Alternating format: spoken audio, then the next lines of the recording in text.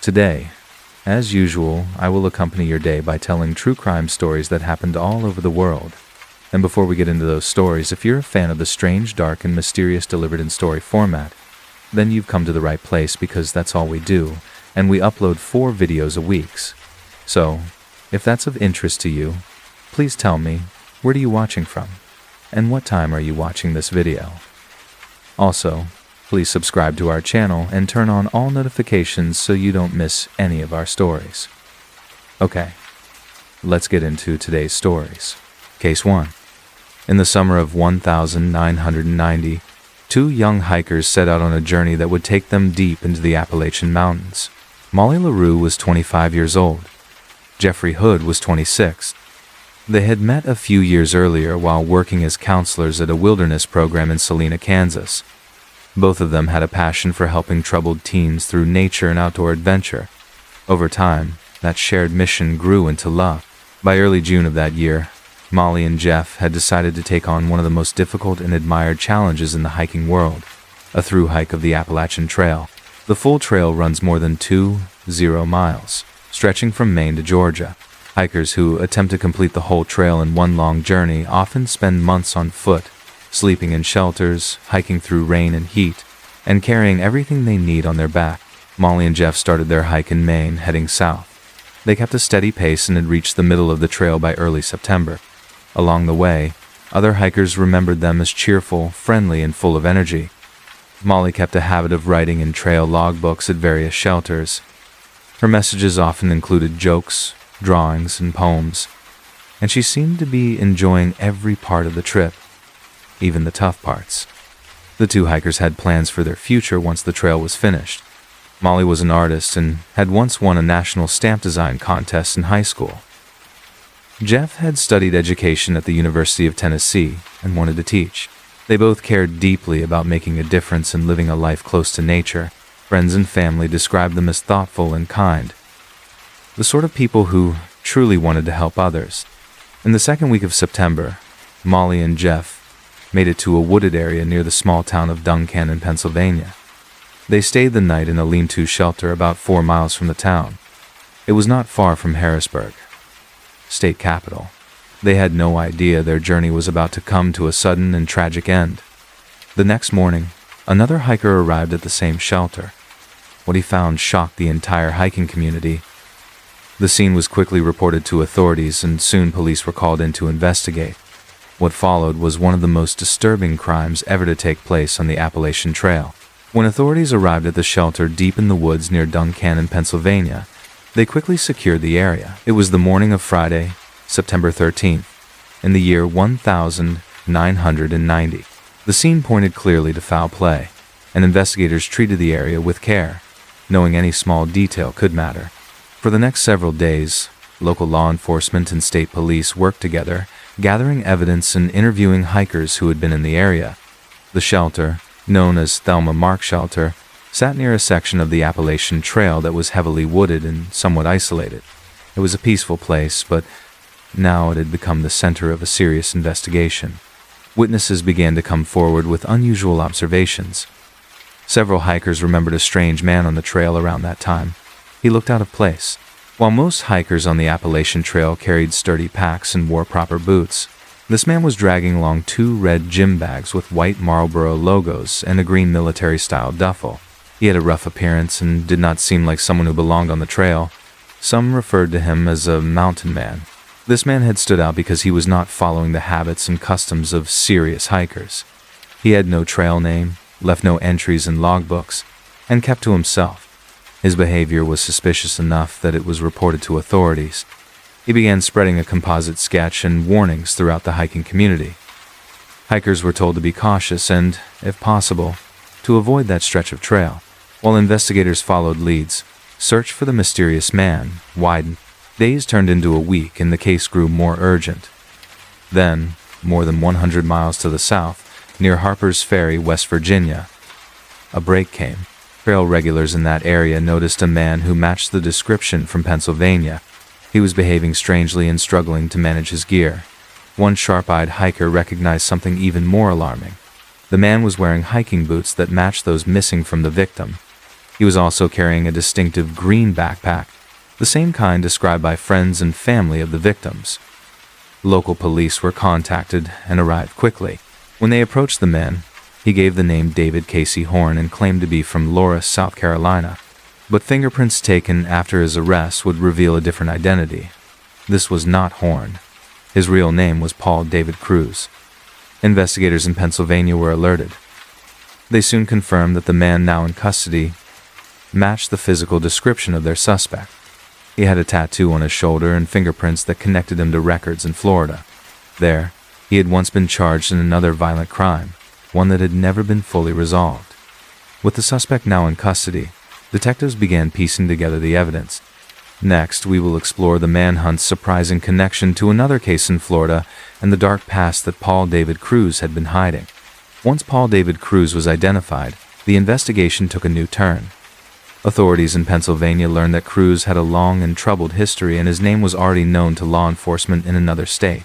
Years earlier, in Florida, he'd been wanted in connection with a brutal crime that had remained unsolved.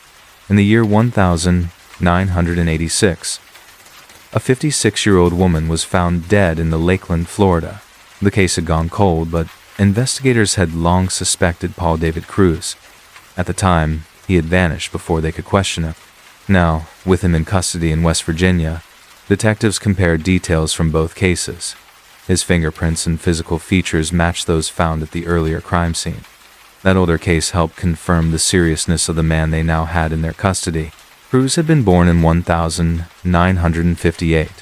He was adopted at the age of 9 by a registered nurse named Susan Cruz, who took him in after his biological father abandoned the family. His childhood had been difficult.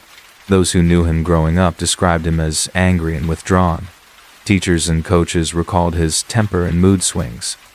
One football coach remembered him as ornery and hard to control. In the early 1970s, Cruz enlisted in the Marine Corps after finishing high school. He had married his high school sweetheart. Around the same time, neither the marriage nor the military service lasted long. He was discharged from the Marines due to emotional instability, and his wife left him just 2 years after they were married, citing fear for her safety. As he entered adulthood, Cruz moved from job to job and state to state. He was known to drift through different parts of the country without ever settling in one place. A second marriage ended quickly. His second wife later told police she'd been afraid of him from the beginning. Friends and former co-workers recalled that he often became angry without warning, and some suspected he struggled with untreated mental illness. Despite this background, Cruz had mostly stayed under the radar until his arrest near Harper's Ferry. When Pennsylvania detectives spoke with people who had known him, they were not surprised he had been accused of something violent. What had once seemed like a missing person case in Florida was now being re-examined as part of a much larger and more disturbing pattern. Cruz was transported from West Virginia back to Pennsylvania, where he would face trial for the double homicide. The evidence against him was growing, but much of it was still circumstantial. As we wrap up, we will follow the prosecution's case and learn how a jury came to its decision. In May of the year 1991, Paul David Cruz stood trial in Perry County, Pennsylvania. The courtroom was filled with tension.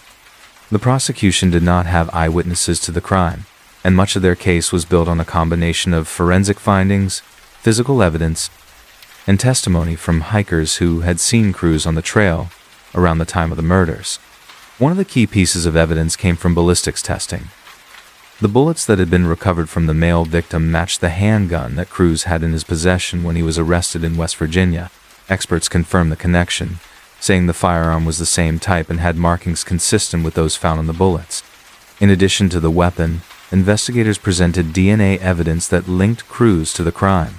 Although genetic testing in the early 1990s was less advanced than it is today, the forensic experts were able to confirm that the biological material found at the scene closely matched the blood sample taken from Cruz after his arrest. While it was not a perfect match by today's standards, the science available at the time made the connection strong enough to present to a jury. Prosecutors also pointed out that Cruz had been found in possession of items belonging to the victims. These included a green backpack and a pair of hiking boots. Multiple hikers who had seen Cruz on the trail testified that he had appeared out of place and had been struggling to carry his gear. One hiker remembered that Cruz had never introduced himself, which was unusual behavior for someone walking the Appalachian Trail. The defense attempted to argue that Cruz was not in a stable mental state and had been using cocaine and alcohol in the days leading up to the murders. His attorney suggested that he was not fully aware of his actions, but this explanation failed to convince the jury. People who had known Cruz in the past described him as someone who could handle large amounts of alcohol without losing control. His former wife even told reporters that he could drink moonshine and still act completely normal. After several days of testimony and deliberation, the jury returned with a verdict. Paul David Cruz was found guilty of 2 counts of first-degree murder. 1 week later, the court sentenced him to death by lethal injection, but the story did not end there. Over the next 15 years, Cruz filed numerous appeals challenging the sentence on various legal grounds. In response, the Pennsylvania Attorney General's office eventually made an offer. If Cruz agreed to stop appealing his case, the state would reduce his sentence from death to life in prison without the possibility of parole. At the resentencing hearing, James LaRue, the father of one of the victims, spoke directly to Cruz. He read a letter offering forgiveness, saying that his daughter had devoted her life to helping troubled youth and would have wanted to see change in others, even those responsible for great harm. Paul David Cruz accepted the offer. He is now serving a life sentence at a state correctional institution in Pennsylvania. He will never be released. The case of Molly LaRue and Jeffrey Hood left a lasting mark on the Appalachian Trail community. After their deaths, security awareness among long-distance hikers increased. Their story remains a reminder that even in places of peace and beauty, danger can sometimes find its way in. Case 2. Ronald Joseph Dominique was born on January 9, 1964 in Thibodaux, Louisiana. He was the youngest of 6 children in a poor family. His parents worked as laborers and struggled to make ends meet, living in a trailer park on the outskirts of Thibodaux. Growing up, Dominique's life was by hardship and a sense of isolation. He often found himself separated from others, particularly due to his melancholic temperament and lack of communication skills. His classmates noticed his weight problems, which became a target for bullying. Unlike many of his peers, Dominique did not partake in the social activities that many teens did. He didn't drink, do drugs, or engage in sports, which only further distanced him from his classmates. Despite singing in the school choir, Dominique's inability to fit in led to his status as an unpopular social outcast. While his classmates were socializing and experimenting, he remained on the fringes, struggling with low self-esteem. As Dominique approached the end of his high school years, he discovered that he was gay, a realization that would further complicate his already difficult social life. He began to visit a local gay bar in secret, but when some of his classmates noticed him there, he faced harassment. The pressure from his peers led him to vehemently deny any accusations of homosexuality. He kept his sexual identity hidden, and the fear of rejection only deepened his isolation. Dominique graduated from Thibodaux High School in 1983, but life after high school did not improve. His family's financial struggles meant that Dominique had to face life with limited opportunities. He enrolled at Nicholls State University, where he pursued a degree in computer science. However, he quickly lost interest in his studies and dropped out by the mid-1980s. Without a degree or stable career prospects, Dominique found himself working low-skilled labor jobs for the next few years. He was often in and out of employment, struggling to hold on to any job due to his disciplinary issues. Despite these challenges, Dominique was able to rely on his family for support. He lived with his mother and older sister at various points during this time, relying on their incomes to survive. However, his lack of independence and inability to maintain a steady job took a toll on his mental health. His life lacked direction, and he struggled with feelings of inadequacy. His early legal troubles began in June 1985, when he was arrested for making harassing phone calls to an unidentified person. He was fined $75 for this offense, a small indication of the personal turmoil that would follow. However, this incident was just the beginning of a pattern that would define Dominique's adult life. In May of 1994, he was arrested for drunk driving, an offense that would only add to his growing list of legal troubles. In August of 1996, Dominique was arrested after a young man jumped out of his sister's window, claiming that Dominique had assaulted and attempted to kill him. Despite the allegations, Dominique's case was dismissed when the victim could not be located or identified. Though this incident raised suspicions, it was not enough to secure a conviction, and Dominique was once again allowed to slip through the cracks. Dominique's early adult years were marked by instability and criminal behavior, but it was only the beginning of a much darker chapter in his life. His relationship with his sexuality, his inability to connect with others, and his repeated brushes with the law all pointed to a man struggling with his identity. These issues, however, would not remain in the past. Over the next decade, they would gradually lead Dominique down a more sinister path, one that would bring him into the spotlight for crimes that would shake Louisiana to its core. But before he could become known as the Bayou Strangler, Ronald Dominique would go on to commit a series of heinous acts that would remain hidden for years. In the early stages of his criminal career, his actions would go unnoticed, but the pattern of violence he started to form would eventually lead investigators to a terrifying conclusion. As the years passed, Ronald Dominique's life remained a whirlwind of instability and frustration. His criminal behavior escalated in the late 1990s, and with each passing year, the darkness in his mind began to manifest in terrifying ways. While many people in Thibodaux and the surrounding areas viewed him as a harmless recluse, there was something far more sinister lurking beneath the surface. The early 90s marked the beginning of Dominique's violent and murderous actions. In the late evening of November 18, 1997, the first victim of Ronald Dominique was found. A 23-year-old man named Dwayne Boudreau was discovered lying face down in a ditch in a rural area outside of Thibodaux. His body showed signs of sexual assault and strangulation, and investigators initially had no idea who could have committed such a brutal crime.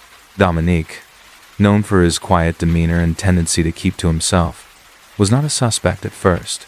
Law enforcement had no leads to follow, and the case grew cold as the months dragged on. However, Dominique's pattern had already begun. What had been a single isolated crime would soon become part of a chilling series of murders that stretched over a period of more than a decade. By March of 1998, another body was discovered, this time in a remote area near the small town of Houma. The victim, identified as 35-year-old Albert Weathers, had been strangled in a similar manner to Boudreau. The similarities in the cases raised alarms, but at this point, there was still no direct link between the two victims. Authorities initially believed the deaths might be related to drug activity in the area, but as the bodies piled up, it became clear that a more methodical killer was at work. By this time, Dominique's pattern of targeting men, particularly those who were either living on the fringes of society or involved in drug use, became evident. He specifically preyed on those who were vulnerable, often luring them to secluded areas under the pretense of offering assistance, companionship, or an escape from their troubles. Once alone with his victims, Dominique would overpower them, strangle them to death, and then leave their bodies in remote, desolate locations. His next victim, 30-year-old Kendrick Mouton, was found on May 27th, 1998. Mouton's body was discovered in a secluded wooded area near Shivers, Louisiana, only a few miles from the previous crime scenes. Like the others, Mouton had been strangled, and the method of killing suggested the work of a single perpetrator. By this time, Dominique's dark urges were growing stronger, and he knew that his violent outbursts could not be contained for much longer. Dominique was careful not to leave behind evidence that would directly implicate him in the crimes. He knew the area well, and he had a quiet, unobtrusive way of moving about unnoticed. His interactions with his victims were often brief, and he used his unassuming appearance to his advantage. He would often visit gay bars and social gatherings to find potential victims who were less likely to be reported missing quickly. The brutality of his killings became more pronounced over time. His method of strangling was consistent. He would use a piece of clothing, often a shoelace or a belt, to choke the victims. But what set Dominique apart from other serial killers was the lack of any obvious motive or clear relationship to the victims. Each time he killed, Dominique was meticulous, leaving little trace behind, and it was becoming increasingly difficult for authorities to connect the dots. As the bodies of his victims accumulated, so did the fear in the small towns of Louisiana. The media began to report on the unsolved deaths, but with each passing case, the mystery of the killer only deepened. Law enforcement in the area started to suspect that murders were the work of a serial killer, but they had no way of knowing how many more victims Dominique had claimed in the years before the first confirmed murder. While the police struggled to piece together the clues, Dominique continued his deadly rampage. His crimes were becoming more bold, more desperate, and it was clear that he was not done. By the time investigators had made the connection between the victims, Dominique had already killed several more. Yet for years, his identity remained a mystery. It was not until the early 2000s, when a breakthrough in DNA technology became available, that law enforcement began to close in on the Bayou Strangler. This technological advancement allowed investigators to link the murders together in ways that had never been possible before. Dominique's long history of targeting vulnerable men would soon catch up with him as the investigation into the Bayou Strangler intensified. Despite the mounting evidence, Ronald Dominique's reign of terror did not end quickly. His ability to elude capture for so long left many questioning how such a methodical killer could remain unnoticed for so many years. His crimes were chilling, and yet he managed to blend into the background of his small community, unnoticed by friends, family, and authorities alike. But as the investigation continued to grow in scope, one question remained unanswered. How many victims had Dominique killed before law enforcement was finally able to track him down? By the early 2000s, as the number of victims grew, authorities began to realize that the case of the Bayou Strangler was far more complex than originally anticipated. Despite the growing fear in the community, there were still no concrete leads. The killer had maintained a chilling pattern, but law enforcement was struggling to put the pieces together. The first break in the case came in the form of advances in forensic science, specifically DNA analysis. With the help of these technological improvements, investigators were able to connect several murders that had previously seemed unrelated. In the summer of 2001, detectives began revisiting old crime scenes, collecting DNA samples from the victims' bodies, and comparing them to the existing database of unsolved cases. It wasn't long before a match was found. The DNA from several of the bodies was linked to a single individual, Ronald Dominique. This revelation sent shockwaves through the investigation team, as Dominique had managed to evade detection for over 4 years. Though the DNA evidence was now pointing toward him, Dominique had been careful to avoid leaving direct evidence at the crime scenes. His meticulous methods made it difficult for law enforcement to pinpoint his identity earlier. The lack of eyewitnesses and the remote locations where the victims were left further complicated the investigation. As authorities shifted their focus onto Dominique, they uncovered more about his background and the eerie pattern of his killings. At the time, Ronald Dominique was living a quiet, unassuming life in the small town of Thibodaux, Louisiana, where he had worked for years as a laborer. He was known in the community as a reclusive man who often kept to himself. This made it hard for anyone to connect him to the murders. Neighbors and acquaintances described him as a quiet guy who never caused any trouble, making it all the more shocking when his involvement in such heinous acts became clear. Dominique's criminal history had not raised any red flags, as he had no prior convictions for violent crime. Most of his past interactions with law enforcement had been related to minor offenses, such as public intoxication or theft, making it easy for authorities to overlook him as a suspect. However, as investigators dug deeper into his past, they began to see a disturbing pattern of behavior. One key piece of evidence that emerged was Dominique's history of visiting gay bars and social events. It was revealed that he often frequented places where he could meet men who were more vulnerable, particularly those struggling with addiction or homelessness. These men, who were often isolated and without support, became easy targets for Dominique. He would approach them, offering companionship or help in exchange for a ride or a place to stay. His victims rarely put up a fight, as Dominique carefully selected individuals who were less likely to resist or even report him.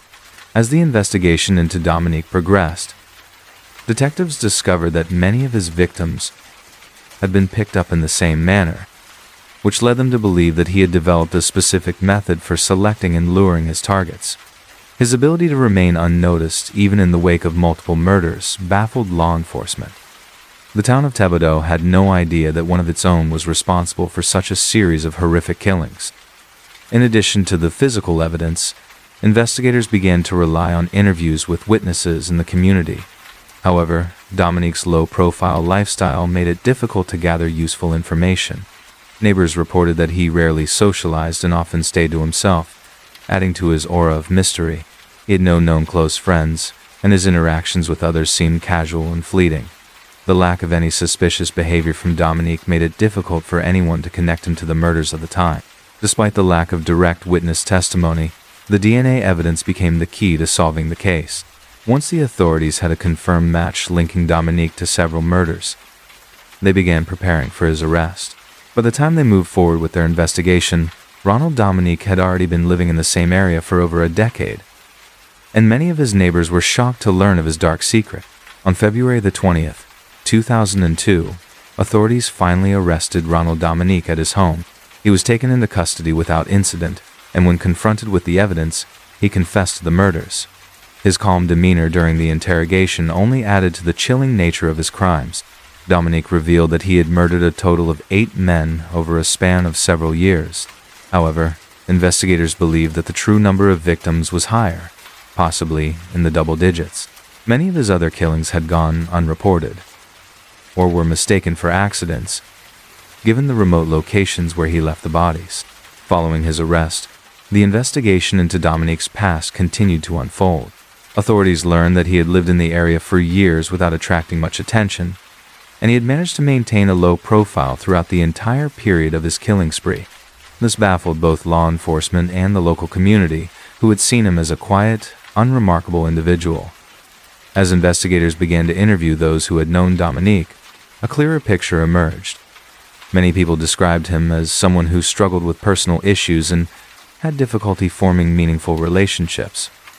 He had been a social outcast for much of his life and seemed to harbor deep anger and resentment. These feelings may have fueled his violent acts as he sought to exert control over his victims in a way that he had never been able to do in his personal life. The investigation into Ronald Dominique's murders ultimately revealed a disturbing pattern of manipulation, violence, and careful planning. But for many, the most haunting aspect of the case is how easily Dominique had blended into the community, living alongside the people he would later terrorize. His ability to deceive everyone around him while committing such gruesome acts made him one of the most chilling serial killers in modern history. Once Ronald Dominique was arrested and charged with multiple murders, the next phase of the case shifted to the court system. His trial became a pivotal moment in the community as people struggled to reconcile the image of the quiet man they had known with the horrifying reality of his crime. In the weeks following his arrest, the media coverage intensified and the public became increasingly captivated by the details of the case. Dominique's trial began in early 2003. During the proceedings, prosecutors presented overwhelming DNA evidence that confirmed his role in the murders. Forensic experts testified about the connection between Dominique's DNA and the victims found in remote areas around the Bayou region. The prosecution argued that Dominique had carefully selected vulnerable individuals, luring them in with promises of companionship or help, only to take their lives in a brutal and calculated manner. Despite his confession, Dominique's defense team sought to argue that he should be held accountable for fewer murders than the prosecution claimed. His lawyers attempted to downplay the number of victims, suggesting that some of the deaths might have been accidental or unrelated to Dominique's actions. However, the evidence presented in court painted a different picture. It was clear that Dominique had intentionally targeted his victims over a period of several years, and his pattern of behavior suggested a clear and disturbing motive behind the murders. One of the most harrowing aspects of the trial was the testimony from the victims' families. Relatives of the men who had been murdered spoke of their heartbreak, frustration, and the deep void left by the loss of their loved ones. Many of the victims' families had lived for years without answers, hoping against hope that their relatives would return home. The realization that Dominique was responsible for these murders provided some closure, but also deepened the pain of losing someone in such a senseless and violent way. Throughout the trial, Dominique appeared disinterested and detached from the proceedings. His calm demeanor during interrogations and court hearings only added to the unsettling nature of the case. For many, his lack of visible remorse was one of the most chilling aspects of his personality. He offered little explanation for his actions beyond vague statements about struggling with personal demons, but his motives remained largely unclear. In May of 2003, Dominique was convicted of multiple counts of murder. The jury deliberated for several hours before delivering a unanimous verdict. His conviction brought a sense of relief to the victims' families, but it did little to erase the lasting impact of his crimes. The community, which had once seen Dominique as an unremarkable figure, was left reeling from the realization that a serial killer had lived among them for so long. Dominique's sentencing took place shortly after his conviction, and he was ultimately sentenced to life in prison without the possibility of parole.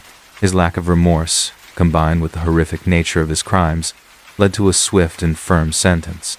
Many believe that this was the only appropriate punishment for a man who had stolen so many lives without any justification or explanation. The judge's decision reinforced the severity of Dominique's actions, ensuring that he would never be able to harm anyone again. Following his conviction, Dominique was transferred to the Louisiana State Penitentiary, also known as Angola Prison, one of the most notorious maximum security prisons in the country. There, he would serve out his life sentence away from the public eye. The details of his life behind bars remain largely unknown, but the fact that he would never again be free brought a sense of justice to those who had suffered from his crime. In the years following Dominique's arrest and conviction, the case continued to resonate with the local community. The Bayou Strangler's reign of terror had lasted for over a decade, and the realization that the killer had been so close to home left many feeling betrayed and fearful. His actions prompted a re-evaluation of how law enforcement handled missing persons cases and how communities responded to reports of vulnerable individuals disappearing without a trace. Though Dominique's capture brought an end to the string of murders, the emotional toll on the victims' families and the community could never be fully undone. Many of the families spent years wondering if they would ever find out what had happened to their loved ones, and the pain of their loss would never truly go away. Even though the case had been solved, the shadows of Dominique's crimes lingered in the minds of those affected. Dominique's case also had a lasting impact on the field of criminal justice. The use of DNA evidence in his conviction underscored the growing importance of forensic science in solving cold cases. His capture demonstrated how technological advancements in law enforcement can make a difference, even after years of seemingly no progress. It was a pivotal moment in the evolution of criminal investigations, as DNA analysis became an even more crucial tool in identifying suspects and securing convictions. In the end, the story of Ronald Dominique, the Bayou Strangler, serves as a chilling reminder of how even the most ordinary-seeming people can harbor dark secrets. Dominique's ability to live among his victims undetected for so long raises questions about how well we truly know those around us. His story also highlights the importance of vigilance, both from law enforcement and the community, in preventing such crimes from going unnoticed. Though the case is officially closed, the legacy of Ronald Dominique's crimes will never be forgotten by those who were affected by them. The families of his victims continue to honor their loved ones' memories, and the town of Thibodaux, Louisiana, will forever bear the scars left by the Bayou Strangler's reign of terror. Case 3. In the quiet town of New Brunswick, New Jersey, the year was 1922. People filled the pews of St. John the Evangelist Episcopal Church each Sunday, unaware that behind the sermons and hymns, something dark was brewing. The church's minister, Edward Wheeler Hall, was a well-known and respected figure in the community. Born in Brooklyn in the year 1881, Hall had worked hard to become a priest. He lived with his wealthy wife, Frances Noel Stevens Hall, at a comfortable home on Nickel Avenue. On the surface, their life seemed normal, but Hall was hiding a secret. He had fallen in love with another woman, Eleanor Reinhardt Mills. Eleanor was a choir singer at the same church and was married to James Mills, the church sexton and a local school janitor. The Mills family lived modestly on Carmen Street and had 2 children. Eleanor, born in 1888, was known for her bright personality and deep love of music, but her heart had drifted elsewhere. Her affair with Reverend Hall had been going on for some time, and many in town had begun to whisper. Despite their public roles and commitments to their families, Hall and Mills continued their relationship in secret. They often exchanged letters, and some who knew them believed the two were planning to run away together, but they underestimated how deeply their affair would stir trouble. What began as a private romance soon became the center of a crime that would shock the nation. On the night of September 14th, both Edward Hall and Eleanor Mills left their homes and disappeared into the dark. They never returned. 2 days later, on the morning of September 16th, a couple walking along a quiet stretch of farmland near DeRussey's Lane made a gruesome discovery. Beneath a crabapple tree, side by side, lay the bodies of Reverend Hall and Eleanor Mills. It was immediately clear that they had not died by accident. The double murder of a minister and a choir singer would soon grip the country and become one of the most talked about cases of the century. When the bodies of Edward Hall and Eleanor Mills were found on the morning of September 16, 1922, the scene stunned the small New Jersey community and quickly drew national attention. The couple had been carefully positioned side by side under a crabapple tree on the outskirts of New Brunswick. Hall's body was lying flat on his back, his hat placed neatly over his face. Eleanor's body was next to his, her throat viciously cut from ear to ear. Pages from a church hymnal had been scattered over her neck, possibly to hide the wound or to send a chilling message. The precision and odd details of the crime scene suggested the killer or killers had taken their time. Edward Hall had been shot once in the head with a .32 caliber pistol. Eleanor Mills, however, had not been shot. She had been killed in a far more brutal and personal way. Her tongue had been cut out, a detail that disturbed investigators and fueled speculation about the motive. There was no sign of a struggle and their feet were clean, suggesting the couple had either been killed elsewhere and moved or lured to that exact spot. Personal belongings were still in the bodies, including Reverend Hall's wallet and watch. Robbery was quickly ruled out. Investigators also found torn love letters between the two, some with deeply emotional language. These letters provided undeniable proof of the affair, which added a new layer of scandal and motive. Though the crime appeared to be committed with care, the scene was not properly preserved. Curious onlookers and members of the press flooded the area before police could secure it, trampling evidence and taking photographs. Local authorities were unprepared for a case of this scale. The crime scene was outside New Brunswick, falling under the jurisdiction of both Middlesex and Somerset counties, which led to confusion and disorganization between the two police departments. Investigators from both counties often clashed and critical evidence was lost or overlooked in the chaos. The bodies were moved before a full forensic analysis could be conducted, further damaging the investigation. In the early days after the murders, rumors spread rapidly. The press seized on the story, calling it the murder at the crabapple tree. Newspapers from New York to Chicago sent reporters to cover the case, and journalists soon began uncovering strange connections, rivalries, and secrets within the community. The public was captivated by the tale of a minister and a choir singer murdered under mysterious and symbolic circumstances, but despite the media frenzy, the case remained unsolved. There were no solid leads, no murder weapon, and no eyewitnesses. As weeks passed, pressure on the authorities grew. Investigators began turning their attention to the people closest to the victims, those who might have had a reason to stop the affair once and for all. In the weeks following the murders of Edward Hall and Eleanor Mills, suspicion began to focus on Edward's wife, Frances Hall. Frances was a wealthy woman, born into the Stevens family, one of the most prominent families in New Jersey. Her brother, William Carpenter Stevens, and her other two brothers, Henry and Willie, were all well known in local political and business circles. Frances was not just grieving a husband.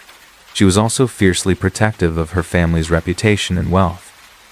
While Frances had not spoken publicly in the even, as reporters hounded her for interviews, behind closed doors, however, she had hired private detectives and prominent lawyers to represent her interests. Her brothers also became involved, using their influence to manage the narrative and keep damaging information from spreading. Frances Hall had known for some time about her husband's affair with Eleanor Mills. The affair had not been a well-kept secret. Neighbors, churchgoers, and even Eleanor's husband, James Mills, were aware of the rumors. Frances, however, had chosen to remain silent, possibly to avoid public scandal or because divorce would have been socially damaging. But once the murders happened, many in the community began to believe that Frances's patience may have run out. Attention also turned to the Stevens brothers. William and Henry were both strong-willed and known for their loyalty to their sister. William, in particular, had a reputation for being hot-tempered and protective. Some witnesses later claimed to have seen a vehicle similar to one owned by the Stevens family near the scene of the crime on the night of the murders. Others recalled hearing gunshots in the area, though their accounts varied. These claims would become more important later in the investigation. Public fascination with the case only deepened as these details came to light. Newspapers published daily updates and headlines were filled with theories, rumors, and scandalous suggestions. The press dubbed Frances the Widow Hall and often portrayed her as a cold and calculating woman capable of murder. Cartoons, photographs, and even poems about the case were printed in papers across the country. At the same time, many in the public viewed Eleanor Mills sympathetically. She was a working-class woman married to a man who reportedly showed little emotion. The idea of her falling in love with a well-respected pastor gave the story a tragic, almost romantic undertone. Meanwhile, Edward Hall's reputation was more divided. Some admired his charm and religious devotion, while others saw him as a hypocrite who used his position to pursue a forbidden relationship. With no arrests made and pressure building from both the public and the press, the authorities finally decided to act. In the fall of 1922, the investigation began to take a new turn, driven not by new evidence but by the demands of a nation captivated by the mystery. In late November of the year 1922, more than 2 months after the murders, the investigation finally led to arrests. Frances Hall, along with her 2 brothers, Henry and Willie Stevens, were charged in connection with the killings of Edward Hall and Eleanor Mills. The charges came after a series of dramatic claims made by a local woman named Jane Gibson, often referred to in the newspapers as the Pig Woman. Jane Gibson lived on a farm not far from the scene of the crime. She testified that on the night of the murders, she had seen multiple people near the spot where the bodies were found. According to her statement, she had ridden her mule to investigate strange noises and overheard an argument. She later claimed to have heard gunshots and seen several individuals fleeing. Jane's testimony immediately gained widespread attention, partly due to her unusual nickname and dramatic storytelling. The trial began in November of the year 1926 in Somerville, New Jersey, 4 full years after the murders. It became one of the most publicized trials of the decade. Reporters from all over the country filled the courtroom and daily updates were printed in newspapers nationwide. Crowds of spectators gathered outside, eager for details about the scandalous affair and the accused upper-class suspects. Jane Gibson took the stand as the prosecution's star witness. However, her testimony was challenged repeatedly by the defense. Her story had changed several times since her first account, and critics questioned her credibility. She was also in poor health by the time of the trial, and at one point had to testify from a hospital bed wheeled into the courtroom. Despite the drama of her appearance, the defense successfully raised doubts about the accuracy of her statements. The prosecution had no physical evidence linking Frances Hall or her brothers to the crime. There were no fingerprints, no murder weapon, and no confirmed eyewitnesses placing them at the scene. Much of the case depended on circumstantial evidence and public opinion. The defense, led by skilled attorneys, argued that the accusations were based on gossip, not facts. On December 4th of the year 1926, after nearly 30 hours of deliberation, the jury returned a verdict. Frances Hall, Henry Stevens, and Willie Stevens were all found not guilty. The courtroom exploded with emotion. Some applauded, others were stunned. Reporters rushed to telegraph the news. The trial had lasted 30 days, but the case was now officially closed with no one held responsible for the double homicide. Although the verdict brought the legal case to an end, it did not settle public opinion. Many believed justice had not been served, while others thought the trial had been an example of media overreach. The Hall Mills murder case faded from the headlines in the years that followed, but it left behind a legacy of unanswered questions and deep divisions in the town of New Brunswick. After the trial ended in December of the year 1926, the Hall Mills case left behind more questions than answers. Though the court found Frances Hall and her brothers not guilty, the mystery of who actually committed the murders was never solved. With no one else ever charged, the case went officially cold and remains unsolved to this day. In the years that followed, interest in the Hall Mills murders resurfaced several times. True crime writers, legal scholars, and historians returned to the case hoping to uncover new leads or offer fresh interpretations. Some pointed to the political connections of the Hall family and suggested that influence may have played a role in how the investigation was handled. Others questioned whether investigators had overlooked key evidence due to pressure from the public or the media. The public fascination with the case endured, in part because of its unusual mix of scandal, romance, religion, and violence. In 1964, Rutgers University published a collection of documents and articles related to the case, bringing it back into academic discussion. Decades later, in the early 2000s, the case was still being studied in journalism and law classes as an example of how media coverage can influence public perception and legal outcomes. No deathbed confessions, newly discovered evidence, or credible suspects have ever emerged. The murder site itself, near DeRose's Lane, eventually changed due to development in time, but the memory of what happened there remains a part of New Jersey history. To this day, some residents of New Brunswick still talk about the case as one of the city's darkest chapters. The Hall Mills murders are now remembered not just for the tragic loss of life, but for the social and legal storm they created. It was a case that exposed divisions in class, challenged public trust in the justice system, and showed how quickly truth can become tangled in rumor. Nearly 100 years later, the story of Edward Hall and Eleanor Mills continues to haunt the pages of American crime history, an unsolved mystery frozen in time. Case 4. On the morning of Wednesday, January 8th, in the year 1969, a quiet neighborhood in southeast Washington, D.C., was about to become the center of a national tragedy. Just a few months earlier, Billy Austin Bryant had managed to escape from the Lorton Reformatory in Virginia. He had been serving a long sentence for armed robbery and assault. His escape was bold. He simply drove a car through a temporary fence and disappeared into the surrounding area. Authorities had been searching for him ever since, but he had managed to avoid capture. That same morning, the Citizens Bank and Trust Company in Fort Washington, Maryland, was robbed by a man driving a maroon Cadillac.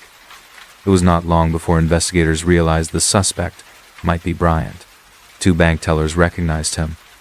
They remembered him not just because of his face, but because he had once been a regular customer before his prison sentence.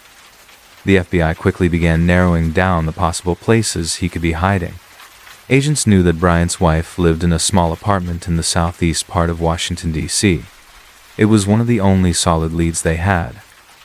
So, they sent agents to investigate. The plan was simple.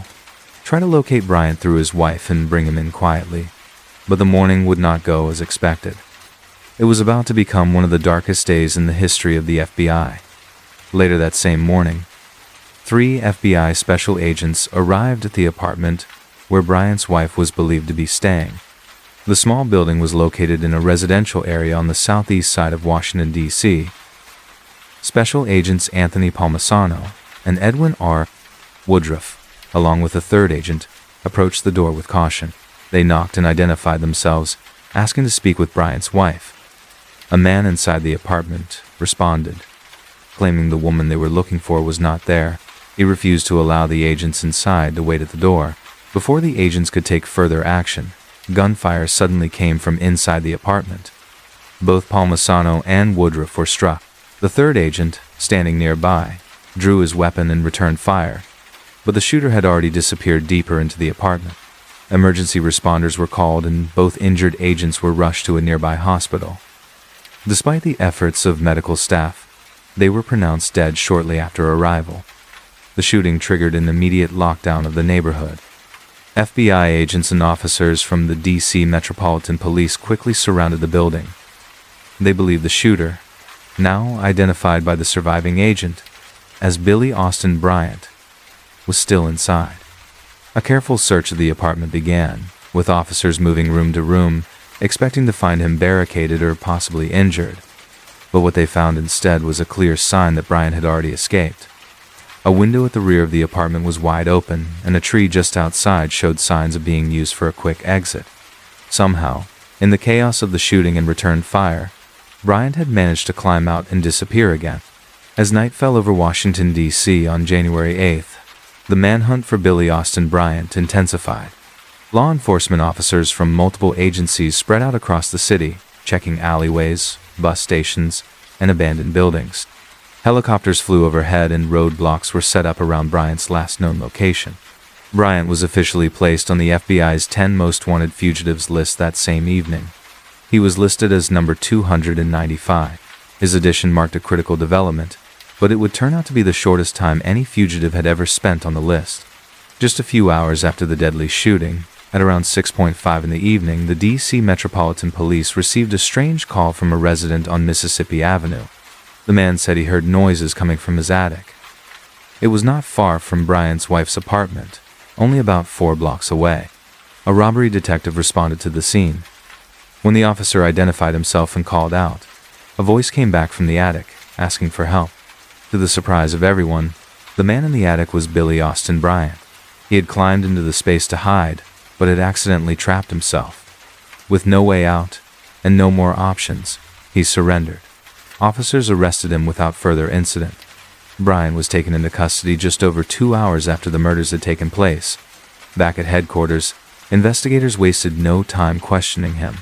Brian eventually gave a full confession. However, he claimed that he had acted in self-defense.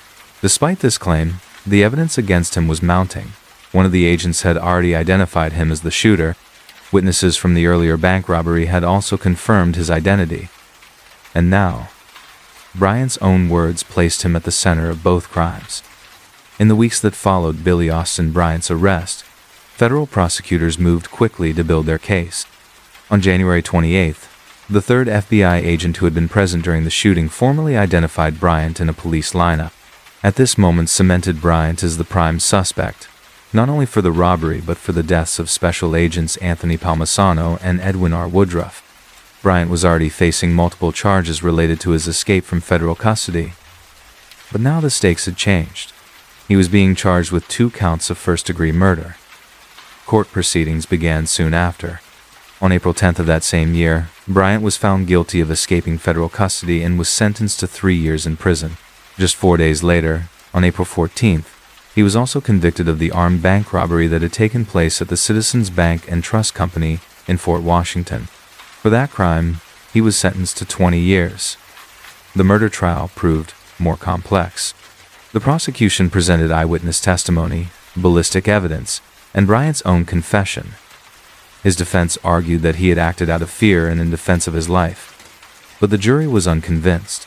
However, when it came time to decide on a sentence, they could not agree on whether he should be executed or imprisoned for life. That decision fell to the presiding judge.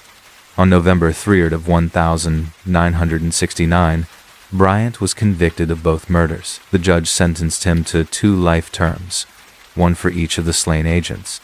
These sentences were added to the time he was already serving for escape and robbery. The judge, Gerhard Gesell, told Bryant in court that he would die in jail. But at the time, God so appoints. Bryant had shown no remorse during the proceedings and stated publicly that he did not care what sentence was handed down. Bryant's placement on the FBI's most wanted list had lasted just over 2 hours, making it the shortest tenure in the program's history. Though his crimes were shocking, the swift resolution of his case was seen as a powerful example of coordination between local and federal law enforcement.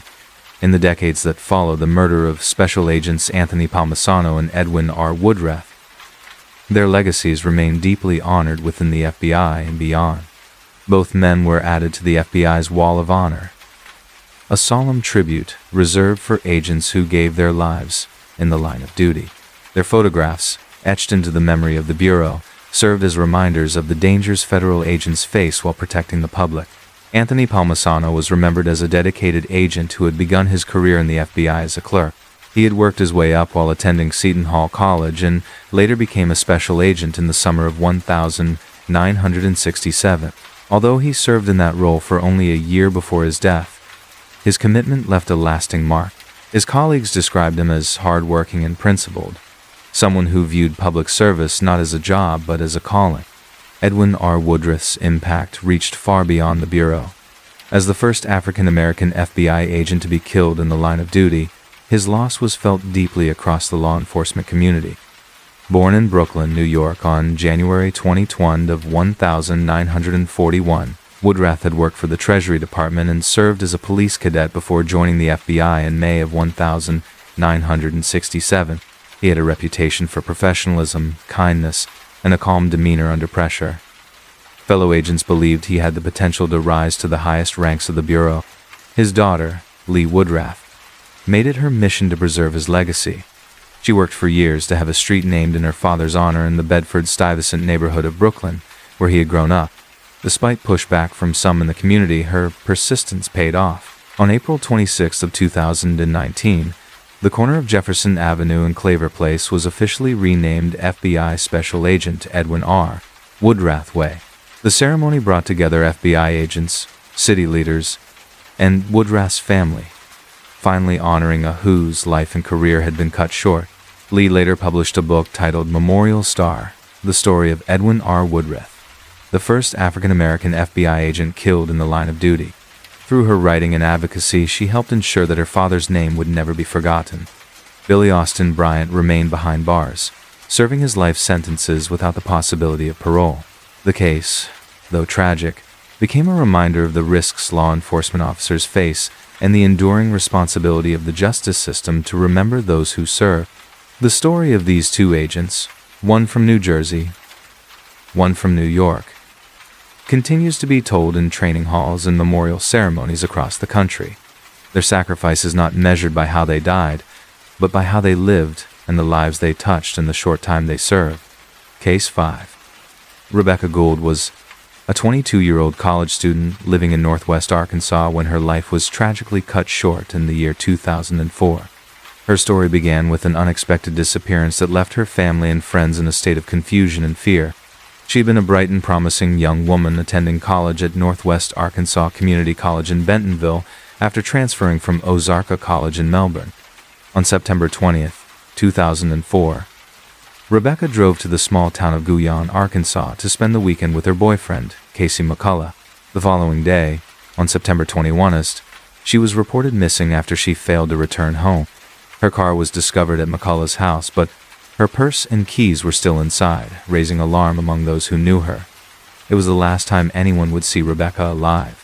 Her disappearance led to a massive search effort in the rural area around Melbourne, with friends, family, and law enforcement trying to piece together what happened. They focused on the events of September 20th, the last day she was seen. That day, after dropping off her boyfriend at work, Rebecca was spotted at a convenience store. After that, she seemed to vanish without a trace. Her absence sparked a flurry of speculation and theories, but no solid leads came forward. The investigation into her disappearance was hindered by a lack of evidence, which made it difficult for authorities to understand the true nature of her fate. Many questions arose during the search. Did Rebecca leave on her own? Was she abducted? Or had something far more sinister occurred? As the days turned into weeks, and Rebecca's family waited anxiously for answers, the search continued. But in the end, it wasn't until 6 days later, on September 27th, that her body was discovered. It was found on an embankment off Highway 9 south of Melbourne, not far from the town where she had been staying. But the discovery of her body would only raise more questions than it answered. In the wake of Rebecca's disappearance, no one could have anticipated the chilling events that would unfold, changing the course of the investigation entirely. Rebecca's murder would remain unsolved for years to come, but it was clear that the mystery surrounding her death was just beginning. The questions surrounding her death were only going to get more complicated as investigators began to unravel the truth. The investigation into the murder of Rebecca Gould began immediately after her body was discovered on September 5, 2004. She had been missing for several days, and her disappearance had sparked concern within the small community of West Fork, Arkansas, where she lived. When Rebecca was last seen on the night of August 30, 2004, she was visiting a friend, and nothing seemed amiss. However, after several days without contact, her family grew worried and reported her missing. Rebecca's body was found in a secluded area off a remote road just a few miles from her home. She had been partially covered with brush and leaves, which raised suspicions of foul play from the very beginning. Law enforcement officials quickly ruled out an accidental death. An autopsy revealed that Rebecca had died from blunt force trauma to the head, indicating she had been struck with a heavy object. This confirmed the initial suspicions that she had been murdered.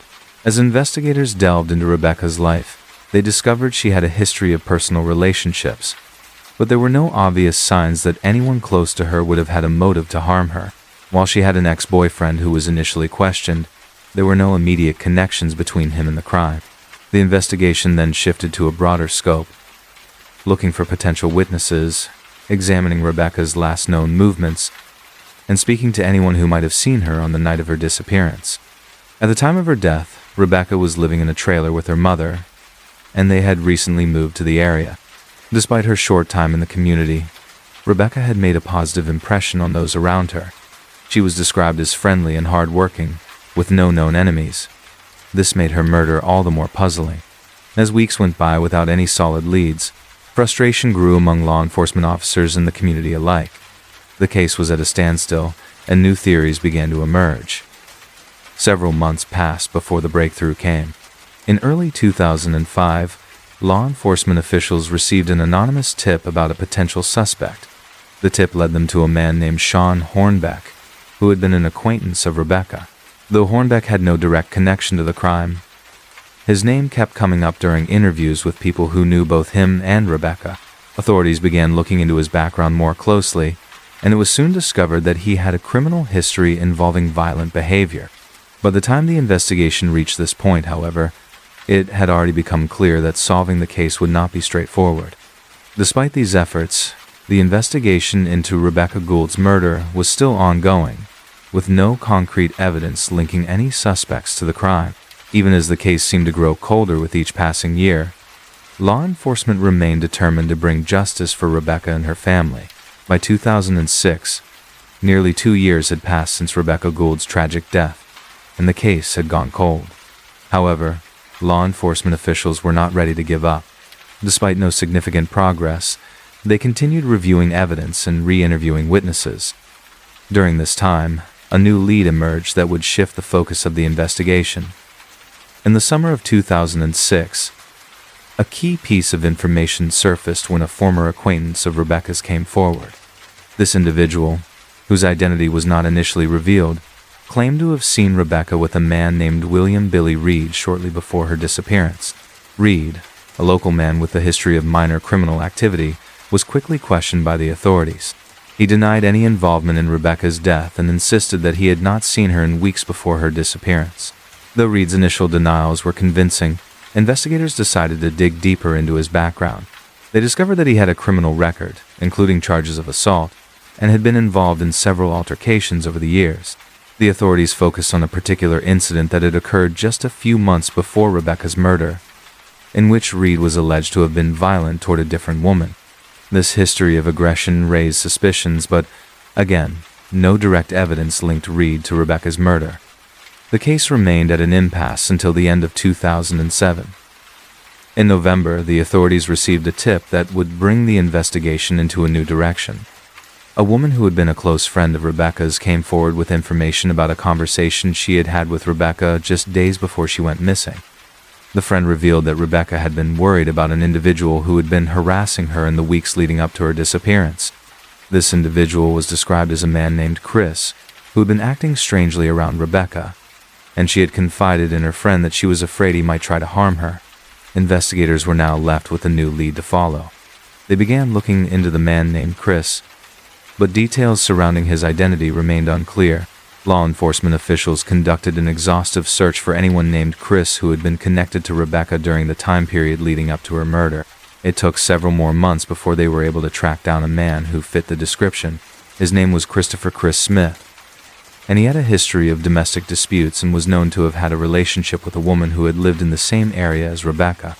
Despite intense investigation, there was still no physical evidence connecting Chris Smith to the crime. However, this development renewed hope in the case. Smith became a person of interest in the investigation, and authorities focused on his whereabouts and possible connections to other individuals in the community. As the investigation continued, the hope of solving Rebecca's murder slowly grew as more pieces of the puzzle were put into place. In the meantime, the local community never stopped seeking answers for Rebecca. Family members, friends, and supporters continued to call for justice, hoping that one day the truth would come to light and that the person responsible for her death would be held accountable. Though the case was still unsolved, the renewed investigation provided a sense of hope for those searching for answers, and many were determined to keep the memory of Rebecca alive, regardless of the outcome. As the investigation into Rebecca Gould's murder continued into the winter of 2008, a major breakthrough came when authorities decided to revisit physical evidence from the scene. By then, forensic science had made significant advances, and law enforcement officers had a renewed focus on re-examining the evidence using new techniques. In December of 2008, DNA samples recovered from Rebecca's clothing were sent to a forensic lab for reanalysis. The samples were tested for DNA that might have been missed during the initial investigation. It was at this point that investigators discovered something important. The DNA found on Rebecca's clothing did not match anyone in the police database, suggesting that the individual was not someone with a previous criminal record. This discovery led to a new approach. investigators began focusing on the DNA profile to identify potential matches through genealogy databases.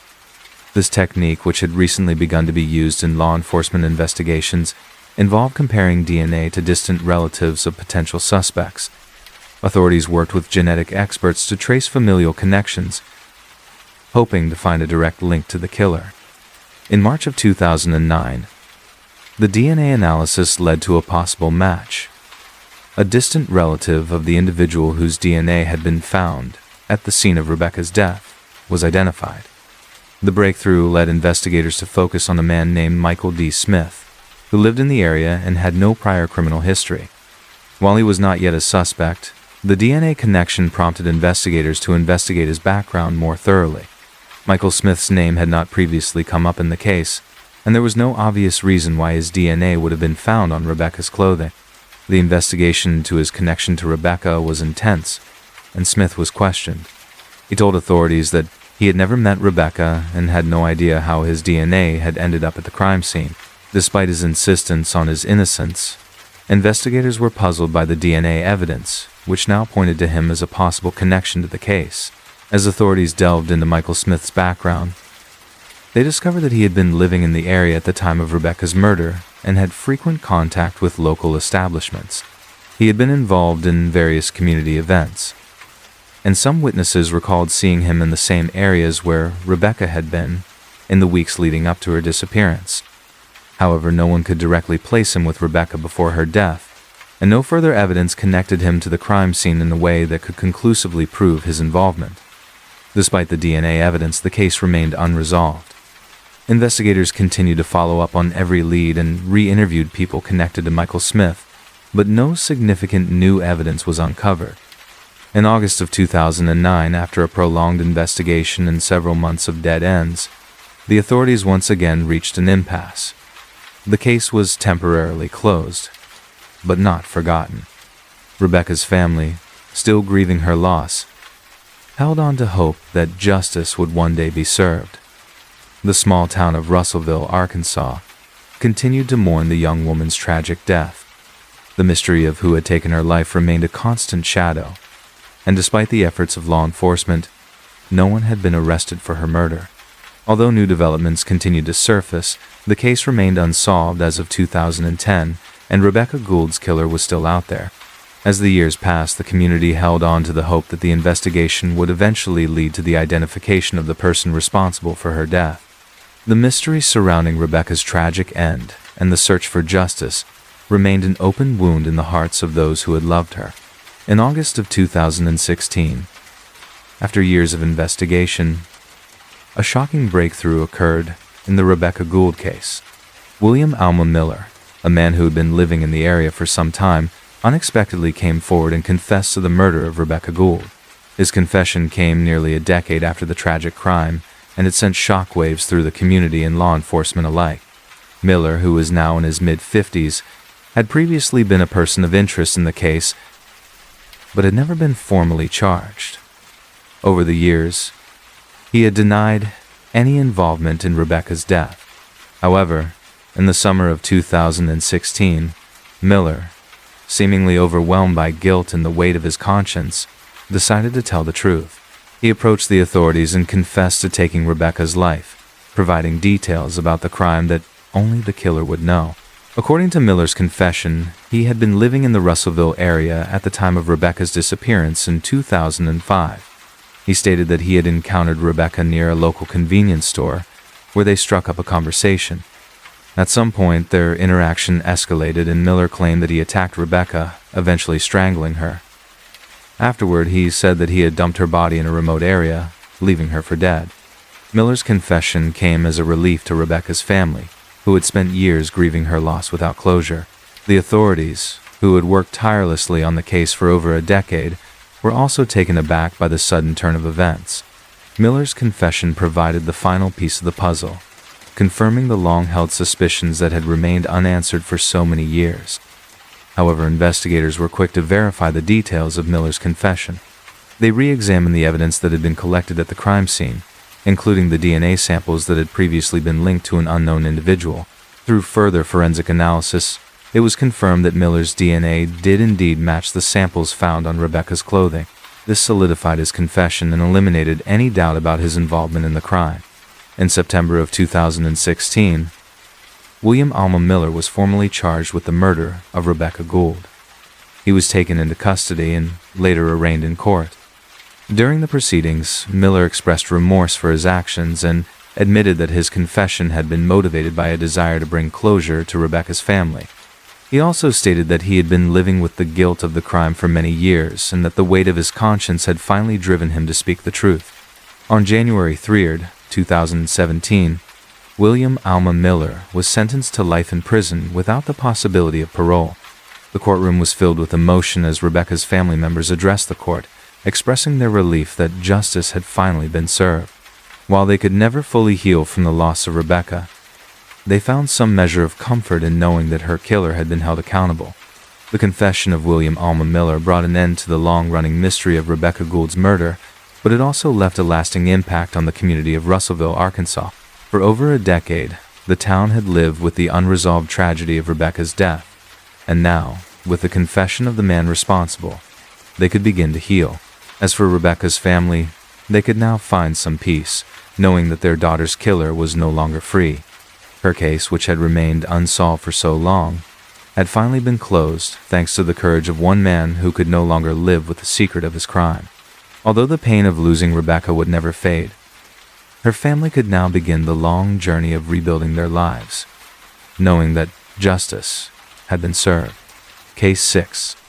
Between June 14, 1962 and January 4, 1964, the city of Boston was gripped by fear. 13 women ranging in age from 19 to 85 were brutally murdered in their homes.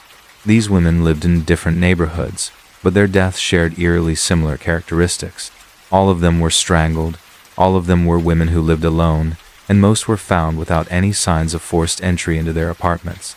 This led the police to believe that the killer may have been someone the victims knew, or at least someone they trusted enough to let in. At first, the murders were treated as isolated incidents. The first victim, 55-year-old Anna Slessers, was found in her apartment on Gainsborough Street in Boston. The police suspected nothing out of the ordinary until other women were discovered dead in the circumstances. By the time the body of 85-year-old Mary Mullen was found, the city began to worry that something much darker was at play. As the death toll climbed, there was growing pressure to find the person responsible. A community that once felt safe now found itself living in fear. Many women took extreme measures to protect themselves. Some bought tear gas, others installed new locks or deadbolts, and a few even moved out of their homes altogether. Yet, the killer remained elusive, and the fear spread throughout the city. The police initially struggled to find any leads. The only thing they knew for certain was that the women who were murdered didn't seem to have much in common aside from living alone.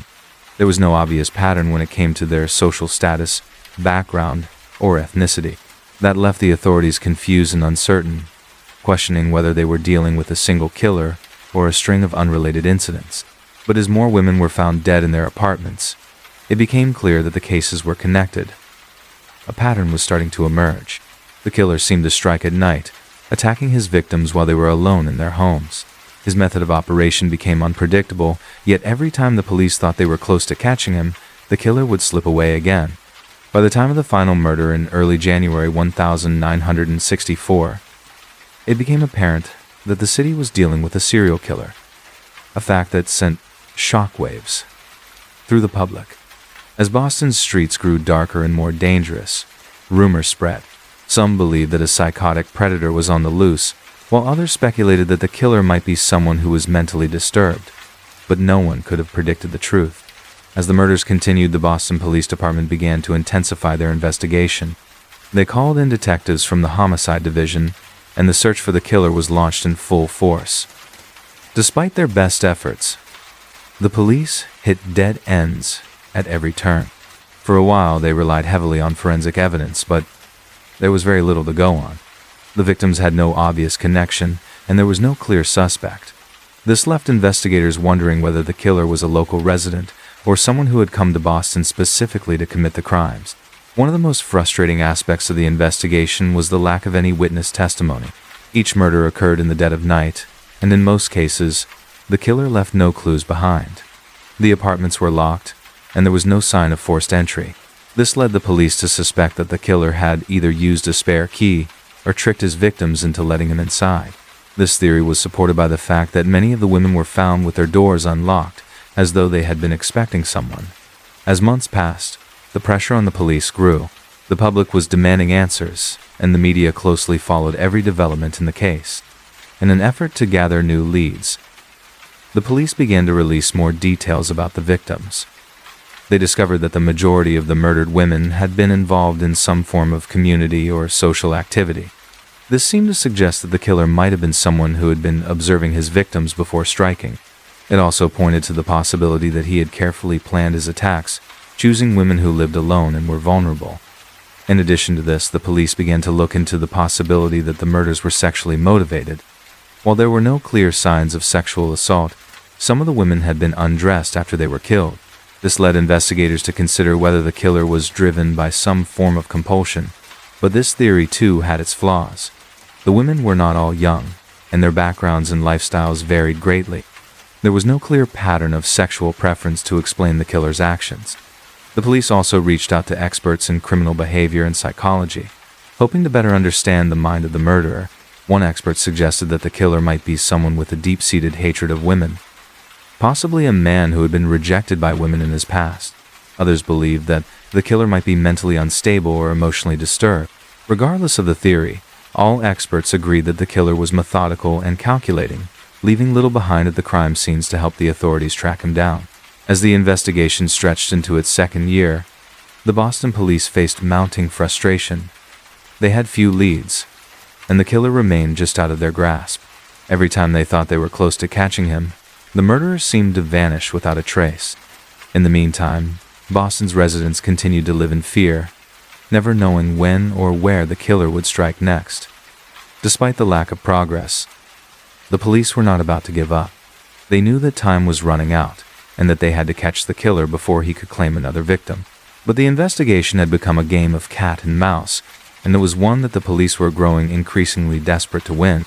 By the end of the year 1985, after nearly 2 years of painstaking investigation, the Boston police had begun to lose hope. The killer's cold, calculated nature seemed to elude them at every turn. However, in late September of 1985, a breakthrough came from an unexpected source, an anonymous tip. The tip led the investigators to a man named Albert DeSalvo, who had been previously arrested for unrelated crimes, but had never been linked to the murders. DeSalvo had been in the Boston area for many years and had been known to law enforcement for minor offenses. He had been arrested multiple times, but his name had never come up in connection with the string of killings. He was a seemingly inconspicuous individual, quiet and unassuming, but his past actions had now drawn the attention of the police. The tipster suggested that DeSalvo might have been involved in the murders, noting his knowledge of the area and his somewhat erratic behavior. At first, the police were skeptical. They had no physical evidence linking DeSalvo to the murders, but the timing of the tip made it impossible to ignore. Investigators began to dig into his past, and the more they uncovered, the more troubling the connections became. DeSalvo had a history of making strange and disturbing confessions, claiming to have committed several violent crimes. One of the most chilling confessions came when he claimed to have been the Boston Strangler in a series of letters sent to various newspapers. Over the next several months, the police intensively interrogated DeSalvo. His responses to questions about the murders were vague and inconsistent, but there was a disturbing pattern to his statements. He seemed to know specific details about the crime scenes that had never been released to the public. DeSalvo had described things that only the killer would have known. For instance, he mentioned the precise location of a victim's body in a way that suggested he had been there himself. In March of 1986, the authorities decided to bring in a new team of forensic experts to examine the physical evidence once more. They began to test DNA samples, comparing them to the DNA found at the crime scenes. The process was slow, as DNA testing was still in its early stages, but after months of analysis, a critical discovery was made. A partial match between DeSalvo's DNA and the evidence found at one of the murder sites. This discovery provided the breakthrough the police had desperately been waiting for. Although DeSalvo had never been formally charged with the Boston Strangler murders, the police were confident that they had their man. They began the process of building a case against him, but before they could bring him to trial, an unfortunate event occurred. In November of 1987, DeSalvo was killed while serving a sentence in prison for unrelated crimes. He was stabbed to death, and his death raised more questions than it answered. Despite his death, the case of the Boston Strangler remained unresolved. While many believed that DeSalvo was the killer, there was still no definitive proof linking him to all of the murders. Investigators and experts continued to debate whether DeSalvo was the true Boston Strangler or whether there was another person involved. The case of the Boston Strangler remains one of the most notorious unsolved crime sprees in American history. Although DeSalvo's confession and the partial DNA match pointed toward his involvement, the lack of concrete evidence has left many unanswered questions. The identity of the true killer remains shrouded in mystery, and the families of the victims continue to wait for justice that may never come. As for the city of Boston, the legacy of the Boston Strangler continues to haunt its streets, leaving an indelible mark on the city's history. Despite Albert DeSalvo's death in 1987 and the partial DNA match, the case of the Boston Strangler has remained unsolved, continuing to spark debate and speculation for decades. While some believe DeSalvo was the true killer, others argue that the case is more complex than it seems. The uncertainty surrounding the Boston Strangler case has led to a variety of theories over the years, some of which challenge the notion that DeSalvo was the sole perpetrator. One of the key aspects of the case that has fueled skepticism about DeSalvo's guilt is the fact that not all of the victims shared the same physical characteristics. The women murdered in the early part of the spree, especially those who were killed in their homes, had different ages, backgrounds, and physical appearances. It seemed unlikely that a single person would target such a diverse group of women. Some investigators and experts have proposed that there could have been more than one person responsible for the murders, with DeSalvo being one of the perpetrators but not necessarily the only one. Another theory that emerged in the years following the murders is the possibility of a copycat killer. The concept of a copycat killer was not new, but in this case it raised the idea that someone may have been inspired by the Boston Strangler's crimes and sought to mimic them. This theory suggested that, after the initial wave of killings, other individuals may have become obsessed with the case and tried to replicate the Strangler's modus operandi. While there is no concrete evidence to support this theory, it has remained a point of discussion for many who continue to look for answers. In addition to these theories, some have raised questions about the quality of the evidence that linked DeSalvo to the murders. While the partial DNA match was a crucial step in the investigation, many experts argue that it was not definitive enough to conclude that DeSalvo was the killer. In particular, some forensic experts have pointed out that the DNA evidence found at the crime scenes was often inconclusive, and that the methods used to gather and analyze this evidence were not as advanced as those used in modern forensic investigations. This has led some to believe that the case could have been misinterpreted or that new technology might one day provide a clearer picture. Further complicating the mystery is the issue of DeSalvo's confessions. His claim to be the Boston Strangler was certainly chilling, but it was also inconsistent. He made several conflicting statements, some of which seemed to undermine his earlier claims. He provided details about the murders that only the killer would have known, but his confessions were often vague or contradictory, leaving investigators with more questions than answers. Some have suggested that DeSalvo may have been seeking attention or that he was attempting to take credit for the crimes, even if he was not the true killer. The possibility of a false confession continues to haunt the case, adding to the complexity of the investigation. Another key factor in the mystery is the victims themselves. While DeSalvo's confessions and the DNA match pointed to his involvement, there has been little attention given to the women whose lives were taken. Many of the victims, such as Anna Slazer's, were not widely recognized outside of the case. Their tragic deaths have remained overshadowed by the sensationalism surrounding the killer's identity. Over time, the public's focus has shifted toward DeSalvo's role in the case, but the true impact of the murders on the families of the victims has been largely forgotten. Today, the Boston Strangler case continues to linger in the public consciousness, despite the passage of time. It remains one of the most infamous unsolved crime sprees in American history, and its legacy is still felt in Boston. In recent years, Advances in DNA testing have prompted renewed interest in the case, with some calling for a re-examination of the evidence. But as the years go by, the mystery of who was truly responsible for the Boston Strangler murders remains unanswered, leaving the city of Boston and the families of the victims still waiting for closure. The Boston Strangler case remains one of the most haunting mysteries in the history of American crime. While some closure has been achieved through DNA analysis and the identification of Albert DeSalvo as a possible suspect, the true identity of the killer or killers has not been definitively established. The passage of time, combined with the complexities surrounding the evidence, has left the case in a state of limbo. As new technologies and forensic techniques continue to advance, there is hope that the lingering questions will eventually be answered. However, for now, the Boston Strangler case remains unsolved, with a cloud of uncertainty hanging over it. Over the years, the case has had a profound impact on the way law enforcement approaches unsolved crimes. The Boston Strangler murders served as a grim reminder of the challenges that investigators face when dealing with serial crimes, particularly when the evidence is limited or inconclusive. The case led to improvements in forensic science and criminal profiling, helping law enforcement in later years solve other complex cases. However, the mystery surrounding the Boston Strangler case has also shown the limits of forensic technology, especially in the absence of conclusive evidence that can definitively identify the killer. The Strangler's murders had an undeniable psychological impact on the residents of Boston, especially the women who lived in the area during the early 1960s. Fear gripped the city as each new murder was discovered, and women became wary of venturing out alone, particularly at night. The trauma felt by the victims' families and the larger Boston community still lingers today.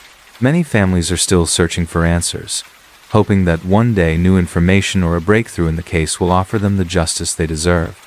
In recent years, the case has also gained renewed attention due to documentaries, books, and media coverage. These efforts have brought the Boston Strangler's story to a new generation, keeping the case alive in the public eye.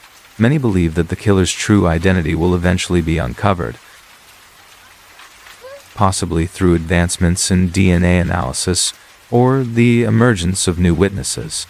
Despite the decades that have passed since the last known murder, the case still remains unsolved, leaving the victims' families and the citizens of Boston hoping for a resolution.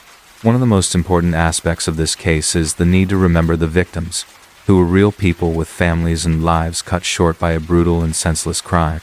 The women killed by the Boston Strangler were mothers, daughters, and sisters, and their lives are often overshadowed by the search for the killer. It's important to recognize their humanity to ensure that their stories are not lost to history.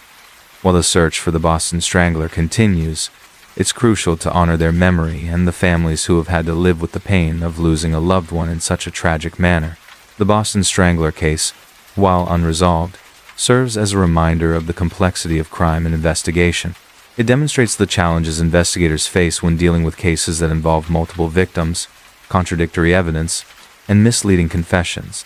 The case will likely continue to evolve, with new information emerging as forensic science improves, and as investigators revisit old evidence with fresh eyes. However, for now, the true identity of the Boston Strangler remains one of the most elusive and chilling mysteries in American crime history. Case 7. Faith Hedgepeth was born on September 26, 1992, in Warren County, North Carolina. She was a proud member of the Haliwa-Saponi Native American tribe. Her parents separated soon after she was born, and she was raised by her mother, Connie Hedgepeth, along with help from her older sister. Connie named her daughter Faith because she believed that was what she needed to raise her fourth child during a difficult time. Faith was a bright student, a cheerleader, and involved in many clubs at school. Her hard work paid off when she earned the Gates Millennium Scholarship, allowing her to attend the University of North Carolina at Chapel Hill. She hoped to become the first in her family to graduate college, and dreamed of becoming either a teacher or a pediatrician. By her third year at UNC, Faith had taken a short break from school in the spring of 2012, but planned to return in the fall. That summer, she shared an off-campus apartment in Chapel Hill with her friend Karina Rosario. Also living there for a time was Rosario's boyfriend, Eric Takoy Jones. Their relationship had been troubled, and it eventually ended. Jones reportedly tried to break into the apartment twice that summer, and Hedgepeth helped Rosario get a court order to keep him away. On the night of Thursday, September 6th, Faith and Rosario spent the evening studying at the university's library. Around midnight, they left for a nightclub called The Thrill. They arrived shortly after 1230 a.m. and stayed for about an hour and a half. Security footage shows them leaving at 206 a.m. They returned to their apartment around 3 a.m. Soon after they got back, a neighbor who lived below them heard 3 loud thuds, like something heavy being dropped. At 340 a.m., a strange text was sent from Faith's phone to Rosario's ex-boyfriend.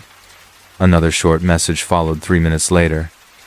That was the last known activity from Faith's phone. By 4:25 a.m., Rosario had left the apartment, believing Faith was asleep.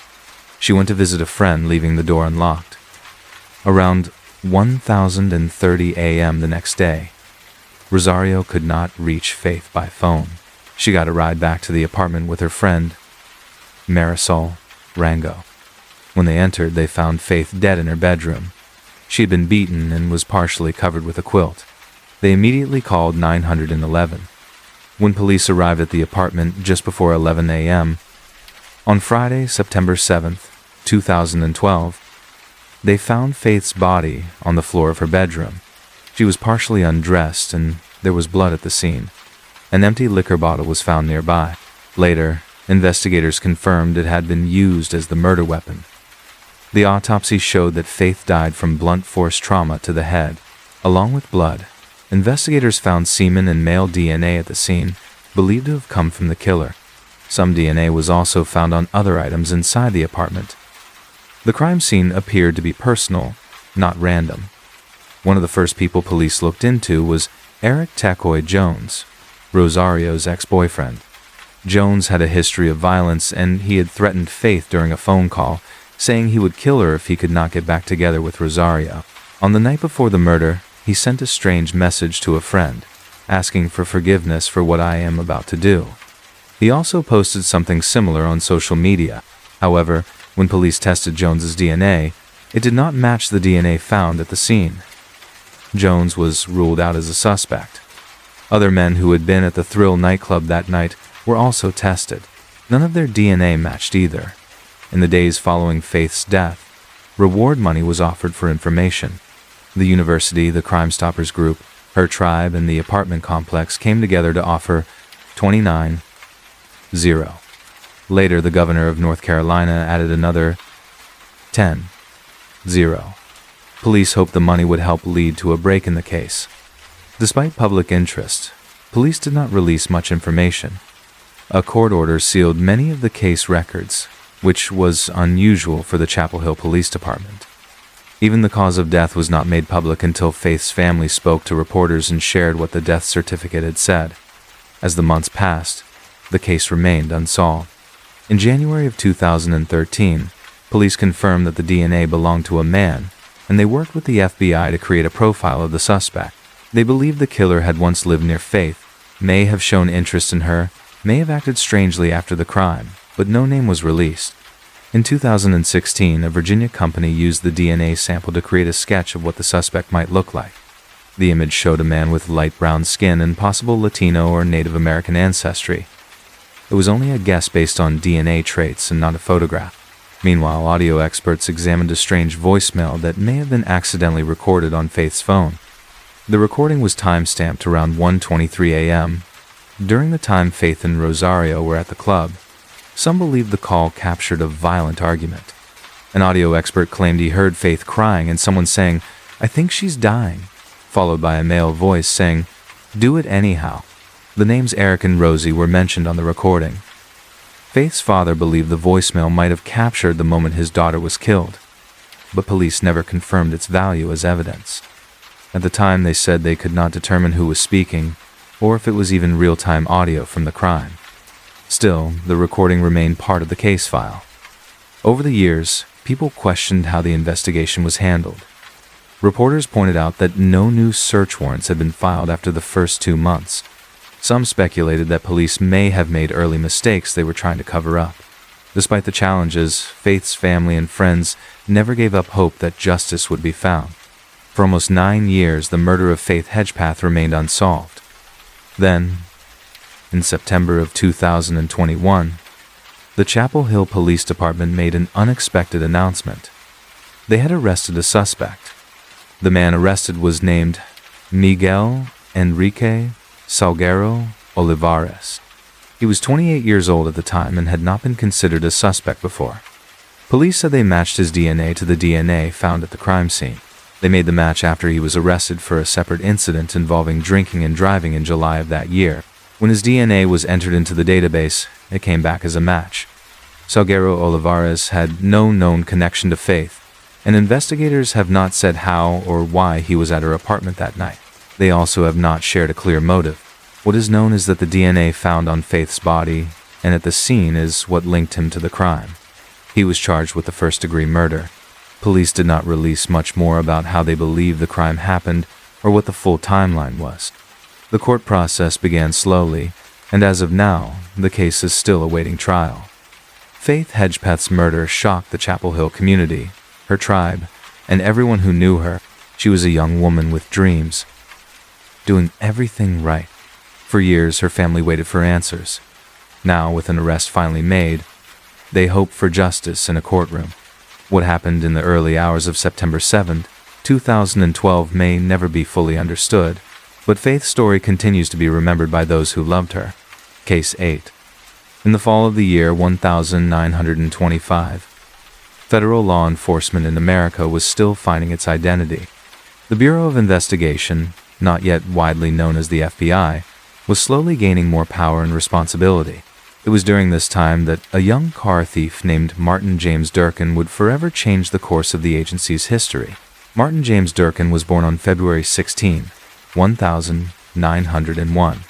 By the age of 24, he had built a reputation in Chicago as a skilled and dangerous criminal. His specialty was stealing high-end automobiles including Cadillacs, Packards, and Pierce Arrows. His method was clever and bold.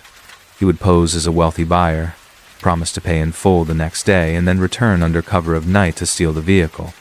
Once stolen, he altered the car's identifying numbers and drove it across state lines to resell it under a false identity.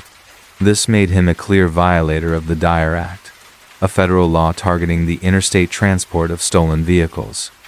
It was this violation that brought Durkin to the attention of federal authorities. Among those tasked with investigating Durkin was Special Agent Edwin C. Shanahan, a well-respected agent working out of the Chicago field office.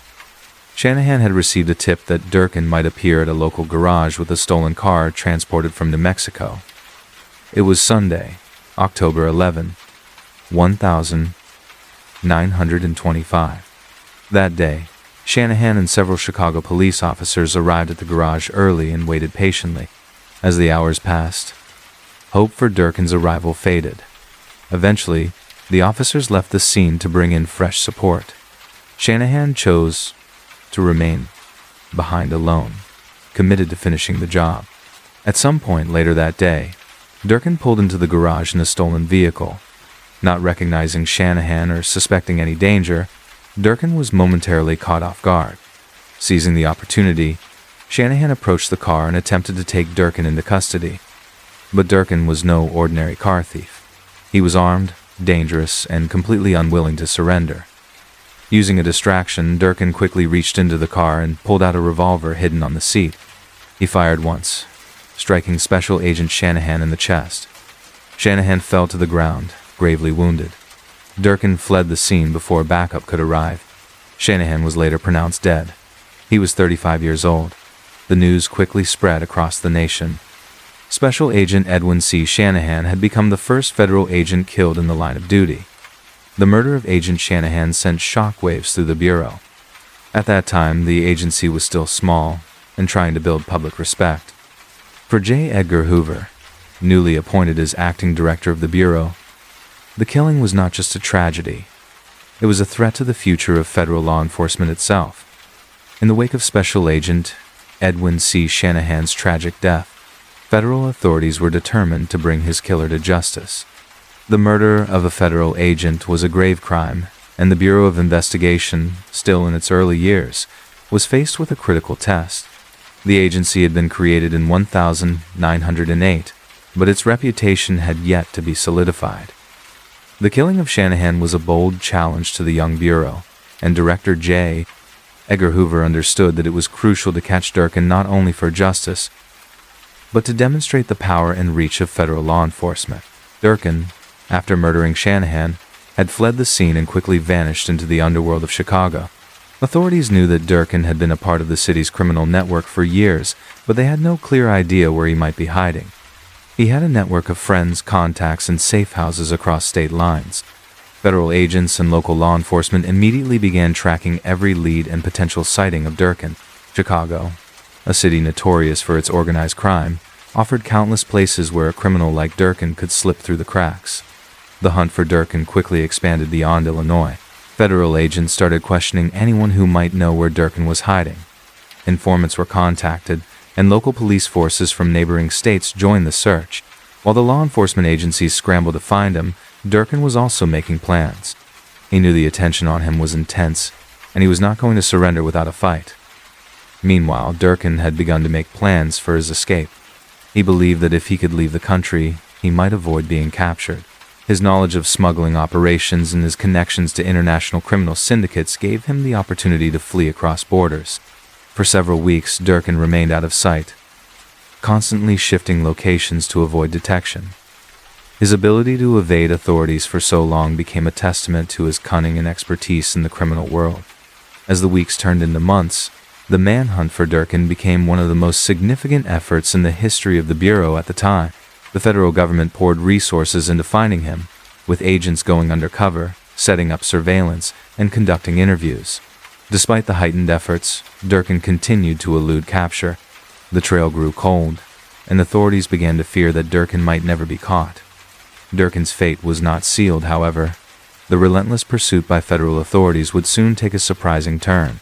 But for now, his whereabouts remained unknown, and the city of Chicago waited anxiously for justice to be served. Months passed without any major leads, and it seemed like Martin Durkin might remain a fugitive forever. However, in the early morning hours of March 4, 1932, a breakthrough in the case finally came. A tip from an anonymous informant led federal agents to a small, secluded house in a rural area just outside of Chicago. The house, which had been rented under a false name, was the hiding place Durkin had chosen after months of moving between various locations. At approximately 4 a.m., federal agents, in coordination with local law enforcement, surrounded the property. The authorities knew that Durkin was dangerous and would likely attempt to fight or flee. They had no idea if he was armed or how prepared he was for a confrontation, but what they did know was that this was their best chance to capture him alive. The authorities carefully moved in, hoping to avoid a violent standoff. Inside the house, Durkin was asleep, unaware that his time as a fugitive was about to end. As the agents broke through the door, they confronted Durkin in his bed. For a moment, the situation seemed tense, but Durkin did not resist arrest. Whether it was due to exhaustion, the realization that escape was no longer possible, or a simple act of surrender, Martin Durkin was finally taken into custody. Once apprehended, Durkin was transported back to Chicago, where he was held in a secure federal facility. The authorities were determined to bring him to trial quickly. Durkin's capture was a relief to the public, and the federal agents who had spent months searching for him. Yet, while the manhunt had concluded, the legal battle for justice was just beginning. Durkin was facing serious charges, including the murder of Special Agent Edwin C. Shanahan, and law enforcement was prepared to ensure that he would not escape again. Durkin's capture became a symbol of the Bureau's growing effectiveness and determination. It was a win not only for federal law enforcement, but also for the growing reputation of the FBI under J. Forrest. Edgar Hoover.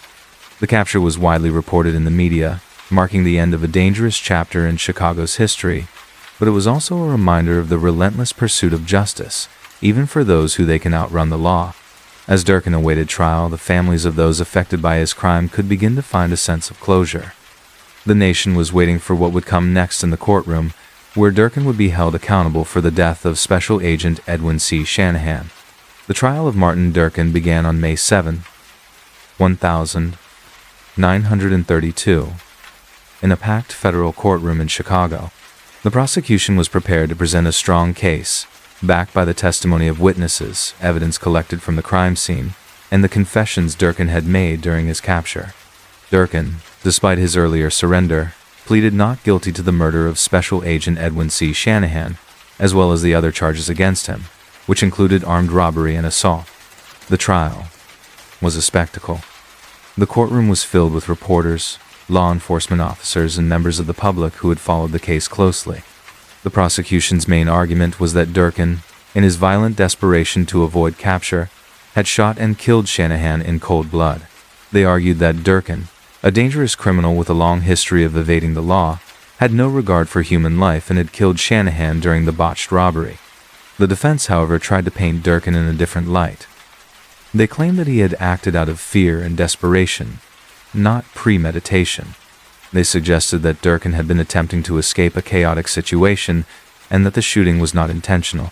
Despite these claims, the prosecution presented strong evidence that pointed directly to Durkin as the killer. They presented witness testimony from those who had been at the scene during the robbery and from investigators who had pieced together the events of that fateful night. The turning point of the trial came when the jury heard the emotional testimony of Agent Shanahan's widow, who spoke of her husband's dedication to his work and the toll his death had taken on her family. Her heartfelt words moved many in the courtroom, solidifying the public's belief that justice for Shanahan was long overdue. After deliberating for several hours, the jury returned a guilty verdict on June 1, 1932.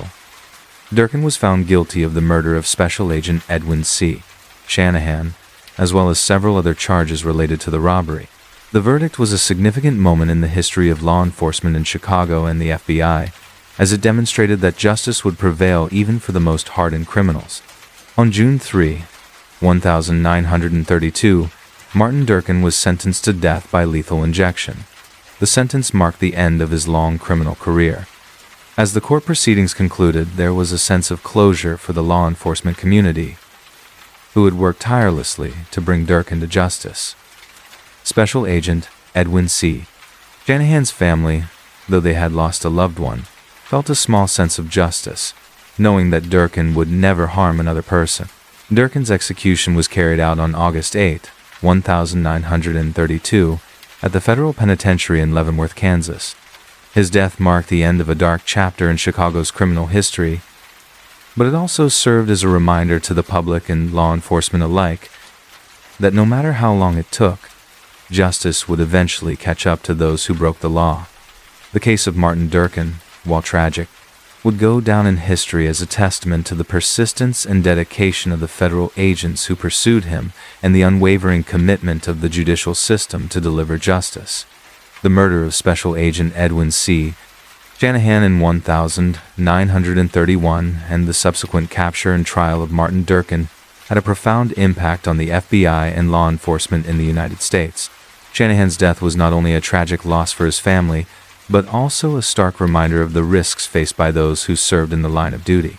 The case underscored the growing importance of federal law enforcement in tackling organized crime and the increasingly violent criminals who operated across state lines. In the years following Shanahan's murder, the FBI made several key changes in its operations. The case highlighted the need for enhanced training, better coordination among federal and local agencies, and a more strategic approach to handling violent criminals. These lessons would help shape the development of the FBI's practices and tactics in the years to come, particularly as the agency continued to confront an era of growing criminal activity during the Great Depression. The case also played a role in the evolution of the FBI's public image. Although the agency had existed for over 2 decades, it was still growing in influence and stature during the early 1930s. The high-profile case of Martin Durkin brought the Bureau into the national spotlight, demonstrating the FBI's ability to tackle major criminal cases and pursue justice, even for its own fallen agents. The public's view of the FBI became more positive, with many seeing the agency as an essential force for maintaining law and order in a time of economic turmoil and social unrest. Special Agent Edwin C. Shanahan's legacy lived on in the dedication of those who followed in his footsteps. His colleagues within the FBI and the law enforcement community remembered his bravery and commitment to justice. His story became one of many that inspired future generations of federal agents, reminding them of the sacrifices made by those who came before them. While Martin Durkin's actions were an example of the violence and danger that FBI agents faced during their work, they also reinforced the importance of the agency's mission to protect the public and uphold the rule of law. Durkin's conviction and execution sent a clear message to criminals that even those who believed they could escape justice would ultimately be held accountable. Today, the case of Martin Durkin remains an important part of the history of the FBI. The events surrounding Shanahan's death and Durkin's eventual capture and punishment serve as a reminder of the agency's early struggles, the sacrifices made by agents, and the perseverance of law enforcement in the face of adversity. The story of Special Agent Edwin C. Shanahan, although filled with sorrow, serves as a lasting testament to the courage of those who put their lives on the line for the protection of others. The impact of this case continues to resonate, reminding law enforcement officers everywhere that even in the darkest moments, justice will prevail. The legacy of Agent Shanahan's life and work remains a guiding light for those who serve, ensuring that his sacrifice was not in vain. Ace 9. Carnation. Washington is a small rural town surrounded by forests, rivers, and farmland. It is the kind of place where neighbors know each other and life moves at a peaceful pace. But on Christmas Eve in the year 2007, the quiet town was shaken by a crime so shocking that it would become one of the most notorious murder cases in Washington state history. Wayne and Judy Anderson were longtime residents of Carnation. Wayne, a Boeing engineer, and Judy, a postal worker, lived in a home just outside town. Their property was tucked away from the main roads, offering privacy and a sense of seclusion. They had 3 children, including their son Scott, who was married to Erica. The young couple had 2 children, Olivia and Nathan, who were 5 and 3 years old. The Andersons were a close-knit family, and they planned to celebrate Christmas together, just as they had in years past. On the afternoon of December 24th, Wayne and Judy were at home preparing for the holiday. Family members were expected to arrive later that day. Christmas presents were being wrapped and the house was filled with decorations and holiday cheer. But before the evening could unfold as planned, something unthinkable happened. For 2 days, no one heard from the Anderson family. Calls went unanswered and they did not show up to work or return messages. This was out of character for them, especially for Judy, who was known to be responsible and reliable. Concern grew among friends and coworkers, but no one could have imagined the horrifying truth that awaited inside their home. On December 26th, Judy's close friend and coworker, Linda Thiela, drove to the Anderson home to check on them. As she approached the house, she sensed that something was wrong. The property was unusually quiet. The front gate was locked, but she managed to get close enough to peer through a window. What she saw inside sent a chill down her spine. There were bodies on the floor. Panicked, she immediately called 911. Soon, King County Sheriff's deputies arrived at the scene. As they entered the home, they discovered a crime so disturbing that even the most experienced officers were left in shock. The entire Anderson family had been murdered. This devastating discovery launched one of the most intense investigations in King County history. Detectives quickly secured the scene and began piecing together what had happened inside the home. Who could have done something so horrific and why? What investigators did not yet know was that the answers to their questions were closer than they could have ever imagined. As law enforcement secured the crime scene, detectives from the King County Sheriff's Office began examining the house for clues. The scene inside the home painted a grim picture of what had taken place. 6 members of the Anderson family had been murdered, spanning 3 generations. Investigators knew they were dealing with a mass killing, but there were no immediate signs of forced entry, robbery, or any struggle that suggested an outside intruder. Detectives carefully processed the evidence inside the home. They looked for footprints, fingerprints, and any items that seemed out of place.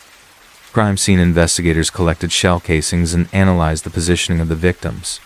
The home itself showed little disturbance aside from the horrific violence that had occurred. This suggested that the killer or killers were familiar with the house and had taken steps to avoid attracting attention. Meanwhile, detectives interviewed neighbors, co-workers, and friends of the Anderson family. Those closest to Wayne and Judy described them as hardworking and well-liked. No one could think of a reason why someone would target them. Investigators also looked into Scott and Erica's background, but nothing pointed to a personal conflict or criminal involvement that would explain such a brutal attack. One key piece of evidence stood out.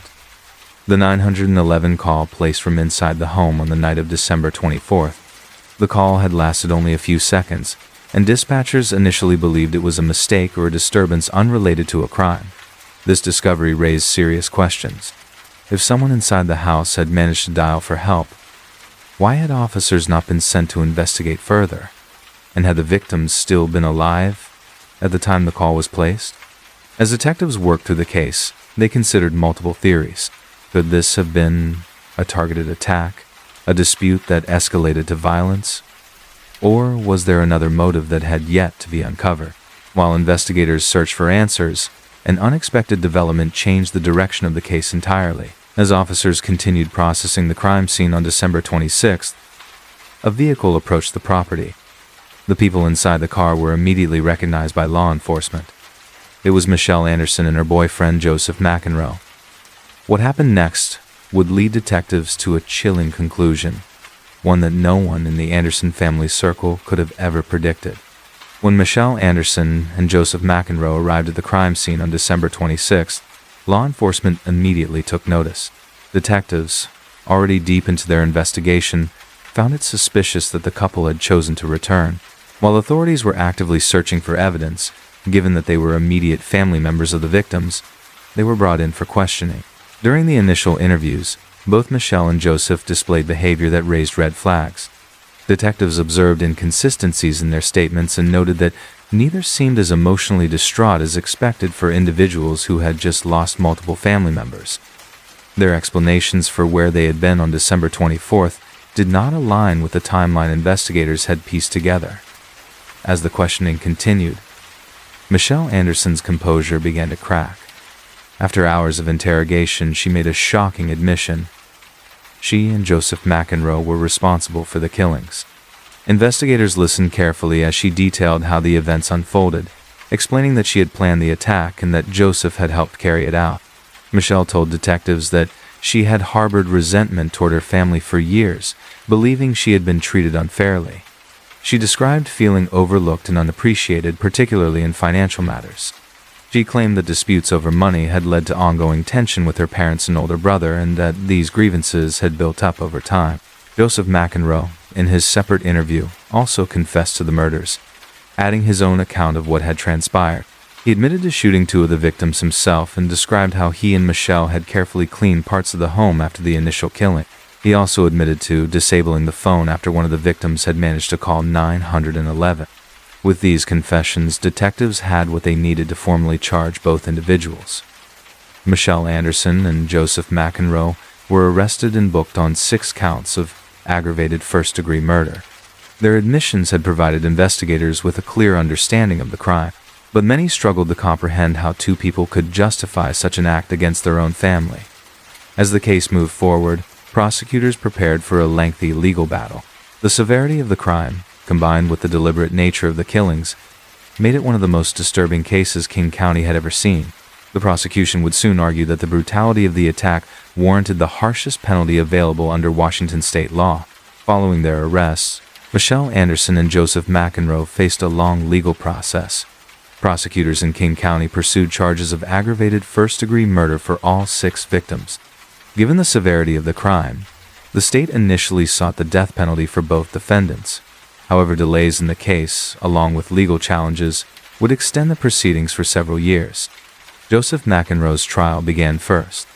In December of 2014, a jury was selected to hear the case. The prosecution presented overwhelming evidence, including McEnroe's own confession, forensic findings, and testimony from investigators. They argued that McEnroe was a willing participant in the killings, showing no hesitation in carrying out the plan alongside Michelle Anderson. The defense, in contrast, attempted to portray McEnroe as someone manipulated by his girlfriend, suggesting that he acted under her influence. After months of testimony and deliberation, the jury found Joseph McEnroe guilty of all 6 counts of aggravated first-degree murder on March 25, 2015. During the sentencing phase, prosecutors pushed for the death penalty. However, Washington's then governor, Jay Inslee, had placed a moratorium on capital punishment, meaning that McEnroe would instead receive life in prison without the possibility of parole. Michelle Anderson's trial was delayed multiple times, largely due to legal disputes and her changing defense strategies. Finally, in early 2016, her case went before a jury. Much like in McEnroe's trial, the prosecution laid out the details of the murders, emphasizing how Anderson had planned the attack and played an active role in carrying it out. The defense tried to argue that she had suffered from mental health issues, but this did not sway the jury. On March 4, 2016, Michelle Anderson was found guilty on all counts. The court sentenced her to life in prison without parole the following month, ensuring that she would never be released.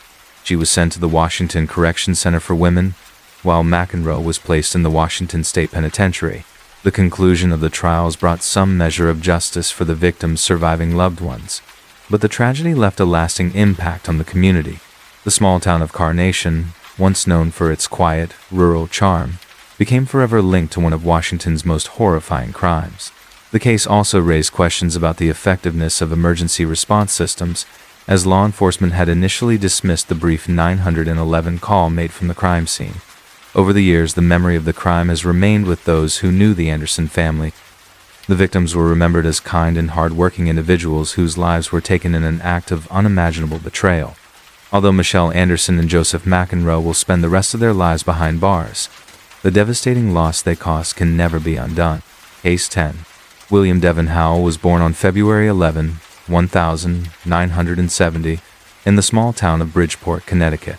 To many, he appeared to be just another face in the crowd, a person with a seemingly ordinary life. However, as his story would unfold, it would reveal a darker, more sinister side, a side that would forever change the lives of the people in Connecticut and the entire criminal justice system. Howell's childhood was marked by signs of trouble that would later come to define him as an adult. Though not much is known about his early years, some accounts suggest that his upbringing was far from ideal. While he was not raised in extreme poverty, there were indications of emotional distress in his family environment. Throughout his youth, Howell struggled with behavioral issues, and as he grew older, those issues evolved into something far more dangerous. In the early stages of his adult life, Howell was able to mask his true nature with a charming and outgoing personality. He seemed like a regular man, with the potential for a normal life. However, beneath the surface, something darker lurked. Howell's ability to deceive those around him would soon help him hide his true intentions. For years, he managed to keep his secrets hidden, blending into his community. But despite his outward appearances, Howell's predatory behavior began to surface in the early 2000s. It was then that he would begin a killing spree that would haunt Connecticut for years to come. His first known victims were women. Howell, like many serial killers, targeted those who were most vulnerable, often women struggling with addiction or living on the margins of society. Howell preyed on them, luring them to secluded spots under false pretenses. His cold and calculating behavior left no room for compassion or empathy. The timeline of Howell's criminal activity began in 2003, when he started targeting women in Connecticut. The women were often vulnerable, and Howell used his charm and manipulative tactics to gain their trust. Once he had them alone, he would strike. Although Howell would later become infamous for the brutality of his actions, at this early stage, his methods were as cold and calculated as any professional criminal. At first, the police had no idea that they were dealing with a serial killer. The disappearances of these women went largely unnoticed, and the community did not connect the dots. Each woman seemed to vanish without a trace, leaving behind only questions and grief for their families. The case seemed like it might be another cold, missing person case, but the truth was far more chilling. Howell's ability to blend into society was a factor that allowed him to evade capture for so long. He was a man who seemed harmless to those around him, making it difficult for anyone to suspect his true nature. Little did they know, Howell was beginning a dark journey that would eventually leave 7 women dead, their bodies hidden in the woods behind a shopping plaza in New Britain, Connecticut. As Howell's story begins to unfold, it's important to remember the lives he shattered. These women were real people, families and dreams of their own. Their stories were stolen by Howell's actions, and their families were left to pick up the pieces of a tragedy that seemed impossible to understand. In the next part, we will dive deeper into Howell's calculated actions and the investigation that would eventually lead to his arrest. But for now, it's important to remember the families who lost so much and the cold reality of the monster Howell had become. His actions are a stark reminder of the darkness that can sometimes lie hidden behind a seemingly normal exterior. As the years passed and the women continued to disappear, the authorities remained clueless. The disappearances of these vulnerable women, many of them sex workers and drug addicts, did not immediately raise alarm bells. At first, their cases seemed to blend together, with no clear connection between them. However, in 2004, a breakthrough came in a case that would eventually lead investigators straight to William Devon Howell. It started with the disappearance of a woman named Vanessa Arizmendi. She was last seen in late March of 2004. Arizmendi was 29 years old, struggling with addiction, and had become involved in dangerous circles. Her family feared for her safety, and her disappearance was not taken lightly. This time, the investigation gained more traction, and the police began to dig deeper. They had no idea that they were about to stumble upon one of the most shocking cases in Connecticut history. Howell had recently been arrested for a minor drug offense, and at first, it seemed like just another routine arrest. But as detectives began to examine his background, they discovered several troubling facts. In particular, Howell's van was of interest.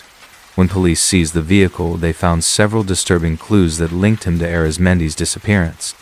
The seat cushions in the van had been removed, and blood was found on the floor beneath the carpet.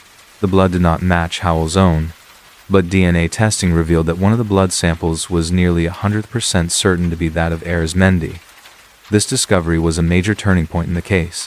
Suddenly, Howell was no longer just a man caught up in a minor drug offense. He was a suspect in a much larger, far more terrifying crime. However, despite this evidence, there was still no sign of Arizmendi's body, and Howell denied any involvement in her disappearance.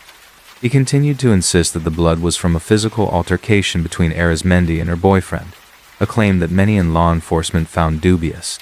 At the same time, investigators began to uncover even more shocking evidence. Inside Howell's van, they discovered 6 videotapes. The footage on these tapes showed Howell engaging in bizarre and disturbing acts with women. What was most alarming about the tapes was that the faces of the women were never clearly visible, and their identities remained a mystery. The videos did nothing to help prove Arizmendi's fate, but they painted a chilling portrait of Howell's twisted mind. It was clear that he had been engaging in some kind of dark and secretive behavior long before Arizmendi's disappearance. While Howell was not yet charged with murder, the investigation into Arizmendi's case took a significant turn when another discovery was made. In January of 2005, the skeletal remains of several women were found in a wooded area behind a shopping plaza in New Britain, Connecticut. These remains were later identified as belonging to 3 women: Diane Cusack, Ana Martinez, and Kimberly Menard. The discovery of the bodies in such a remote area was a chilling revelation, and it became clear that the women had been murdered and dumped there. As the investigation continued, more remains were uncovered. In April of 2015, the bodies of Arizmendi, Gonzalez, Camellini, and Wisnant were discovered. All of them had been killed by Howell and dumped in the same location. The authorities were now certain that they were dealing with a serial killer, and Howell became the prime suspect in the deaths of at least 7 women. The true extent of Howell's crimes had yet to be fully understood, but the evidence against him was mounting.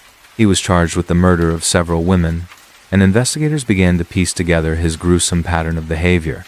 Howell had been meticulous in his actions, using his van to transport the women to secluded areas where he would murder them. His ability to evade capture for so long only made the case even more terrifying. The fear that had been building in Connecticut now had a name: William Devon Howell. At this point, Howell's arrest seemed inevitable, but he continued to deny any involvement in the killings despite the overwhelming evidence against him. In the next part of this story, we will explore how Howell's trial unfolded and how he eventually faced justice for his crimes. But for now, it's important to understand the scale of the horror that had been unfolding in Connecticut as Howell's reign of terror began to come into focus. The families of the victims who had suffered for so long would finally get the answers they had been desperately seeking. As the investigation into William Devon Howell's crimes progressed, the authorities were slowly beginning to piece together the full extent of his horrific actions. By the time the bodies of several of Howell's victims had been recovered, the case was no longer just about one missing woman, Vanessa Arizmendi. It had evolved into a serial murder investigation involving at least 7 women, and Howell was at the center of it all. The discovery of the remains behind the shopping plaza in New Britain was the grim confirmation that a serial killer was operating in Connecticut, and Howell's arrest seemed imminent. In the early days of 2006, Howell was formally charged with the murder of Vanessa Arizmendi, the first of the victims to be identified. The evidence against him was strong, with the DNA found in his van matching that of Arizmendi, and the videotapes found in his vehicle pointing to his sinister behavior. Despite this, Howell continued to deny any involvement in the killings, and his defense team began to strategize his legal options. It was clear that Howell was going to fight the charges with everything he had, even as the case against him grew stronger with each passing day. As the trial moved forward, the prosecution built an airtight case, drawing on the evidence from Howell's van, the DNA samples, and the recovered remains. But just as the case seemed to be reaching its climax, something unexpected happened. In January of 2007, Howell entered an altered plea, a legal maneuver in which a defendant does not admit guilt, but acknowledges that the prosecution has enough evidence to secure a conviction. Howell's decision to take this plea was a shocking turn in the case. By pleading guilty to first-degree manslaughter, Howell avoided the possibility of a trial and the risk of facing the death penalty. The altered plea allowed Howell to maintain his innocence, while conceding that the evidence against him was overwhelming. He did not admit to killing Vanessa Arizmendi, but he acknowledged that the prosecution had enough evidence to convict him. This legal strategy was not without controversy, and it left many wondering why Howell would plead guilty to manslaughter rather than face the full consequences of his actions in a trial. Some believe that Howell took the plea to avoid the death penalty, as Connecticut had abolished the death penalty in 2015. Others speculated that he was trying to minimize the damage to his reputation. Howell's plea of manslaughter was accepted, and in February of 2007, he was sentenced to 15 years in prison. It was a sentence that many felt was far too lenient for a man who had taken the lives of at least 7 women. But even though Howell was behind bars, the case was far from over. Investigators were still uncovering new evidence and making new discoveries about the true scale of his crimes. In the years that followed Howell's conviction, additional remains were discovered, and the identity of more victims became clear. In 2015, the remains of several more women were found, leading to a renewed investigation into Howell's crimes. These victims included Arizmendi, Gonzalez, Camellini, and Wisnett, all of whom had been killed by Howell and left behind in the wooded area behind the shopping plaza. As the bodies were identified, it became apparent that Howell's reign of terror had lasted much longer than originally thought. Despite his guilty plea, Howell continued to show little remorse for his actions. In a chilling moment, he confided in a fellow inmate, describing how he had kept the body of one of his victims in his van for 2 weeks because it was too cold outside to bury her. He admitted to sleeping next to her body and even referred to her as his baby. It was a disturbing revelation that painted a terrifying picture of Howell's psyche. As more details of Howell's past actions came to light, the true horror of his crimes became undeniable. He had managed to evade detection for so long, hiding his gruesome acts behind a facade of normalcy. It was only after his arrest that the full extent of his depravity was uncovered. And while Howell's offered plea may have spared him the death penalty, the damage done by his actions could never be undone. In November of 2017, Howell's fate was sealed. He was sentenced to 6 consecutive life sentences, amounting to a total of 360 years in prison. This sentence came after he pleaded guilty to the murders of 6 more women: Cusack, Martinez, Menard, Gonzalez, Camellini, and Roberts. During his sentencing, Howell cried and apologized to the families of the victims, calling his actions monstrous, cowardly, and selfish. He told the court that he deserved the death penalty, but by then Connecticut had already abolished it. The case of William Devon Howell was a chilling reminder of the darkness that can lurk beneath the surface of seemingly ordinary lives. His crimes left a trail of devastation, not only for the victims, but for their families and the community at large.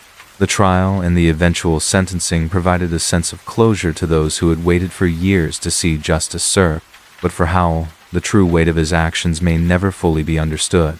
As he spends his days in prison serving out his life sentences, the victims of his brutal crimes remain at the forefront of the public's memory. a haunting reminder of the true cost of his reign of terror. The arrest and subsequent conviction of William Devon Howell left a permanent mark on the state of Connecticut. The horror of his crimes continued to haunt the local communities, where the gruesome discovery of remains behind a strip mall in New Britain shattered the sense of safety that many once took for granted. Howell's reign of terror, lasting from 2003 to 2004, left behind a trail of devastation that would ripple through the families and friends of the victims for years to come. One of the lasting legacies of Howell's crimes is the profound effect they had on the victims' families. The recovery of remains in wooded areas and marshy grounds meant that many families had to endure the excruciating wait to identify their loved ones. For some, the heartbreak of waiting for closure was compounded by the fact that the discovery of the remains came years after their loved ones had disappeared. The process of identifying the victims, piecing together their final moments, and facing the reality of their loss was a painful and prolonged ordeal. For the victims' families, Howell's conviction brought some form of justice, but it could never erase the grief of losing someone in such a horrific way. In particular, the families of victims like Jennifer Menard, Jeanette Gonzalez, and Barbara Camellini were forced to relive the terror of their loved ones' final moments. Howell's cold and callous demeanor during his trial, especially his lack of remorse, only served to deepen the pain for those left behind. His statement during sentencing, where he referred to his actions as monstrous, cowardly, and selfish, was seen by many as an attempt to portray himself as a victim of his own crime. Yet for the families, these words felt like empty gestures in the face of the unimaginable loss they had suffered. The broader community was also deeply affected by Howell's crimes. New Britain, a city known for its small-town feel and tight-knit community, found itself grappling with the reality that a serial killer had been operating in their midst. The fear and anxiety that followed Howell's arrest led to a profound shift in the way people view their own safety. Residents became more vigilant, and the sense of trust that had once defined the community was forever changed. Parents began to question the safety of their children, and friends and neighbors found themselves uncertain of who they could trust. Howell's case was a chilling reminder of the unpredictable nature of serial killings. Despite living in a community that seemed ordinary, with no obvious signs of danger, the reality of his crimes shattered the illusion of safety. The unpredictability of serial killings and the randomness of victim selection left many people feeling vulnerable. Howell's ability to blend into society while committing his heinous acts highlighted the disturbing fact that serial killers can often go unnoticed until it's too late. The investigation into Howell's crimes also had a significant impact on law enforcement in Connecticut.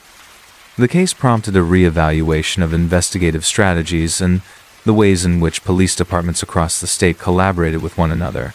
As Howell's crimes unfolded, it became clear that there were lessons to be learned about the importance of thorough investigations, careful attention to detail, and the need for persistence when pursuing serial killers. The search for Howell's victims, the uncovering of new evidence, and the eventual identification of all 7 victims were the result of years of hard work by law enforcement officers who remained determined to bring justice to the families of the murdered women. In addition to these procedural changes, Howell's case also raised questions about the broader issue of society's treatment of vulnerable individuals. Many of Howell's victims were women who struggled with addiction or were involved in sex work, often marginalized by society. Howell targeted these women, exploiting their vulnerabilities for his own twisted desires. The case shed light on the risks faced by individuals in these vulnerable positions and the ways in which society often turns a blind eye to their suffering. It also underscored the need for better support systems for those at risk of becoming victims of violent crime. In the years following Howell's conviction, there were calls from the public and advocacy groups for reforms in how authorities handle cases involving missing persons, especially those involving vulnerable individuals. Howell's crimes and the long period it took to uncover the full scope of his killings made it clear that there was still much work to be done in terms of victim advocacy and law enforcement training. Many believe that better resources combined with a more comprehensive approach to investigating missing persons cases could have potentially saved lives. The case of William Devon Howell highlighted the importance of early intervention and the need for law enforcement agencies to be equipped with the necessary to prevent future tragedies. As Howell spends his life behind bars, serving 6 consecutive life sentences, the legacy of his crimes continues to affect the families, the community, and the state of Connecticut. Howell's story serves as a stark reminder of the darkness that can exist even in the most seemingly ordinary places. His victims' names may have been forgotten by some, but their memory lives on in the hearts of those who love them and in the lessons learned from this tragic chapter in the Connecticut's history. While Howell's reign of terror may have ended with his conviction, the scars left behind by his actions will never fully fade.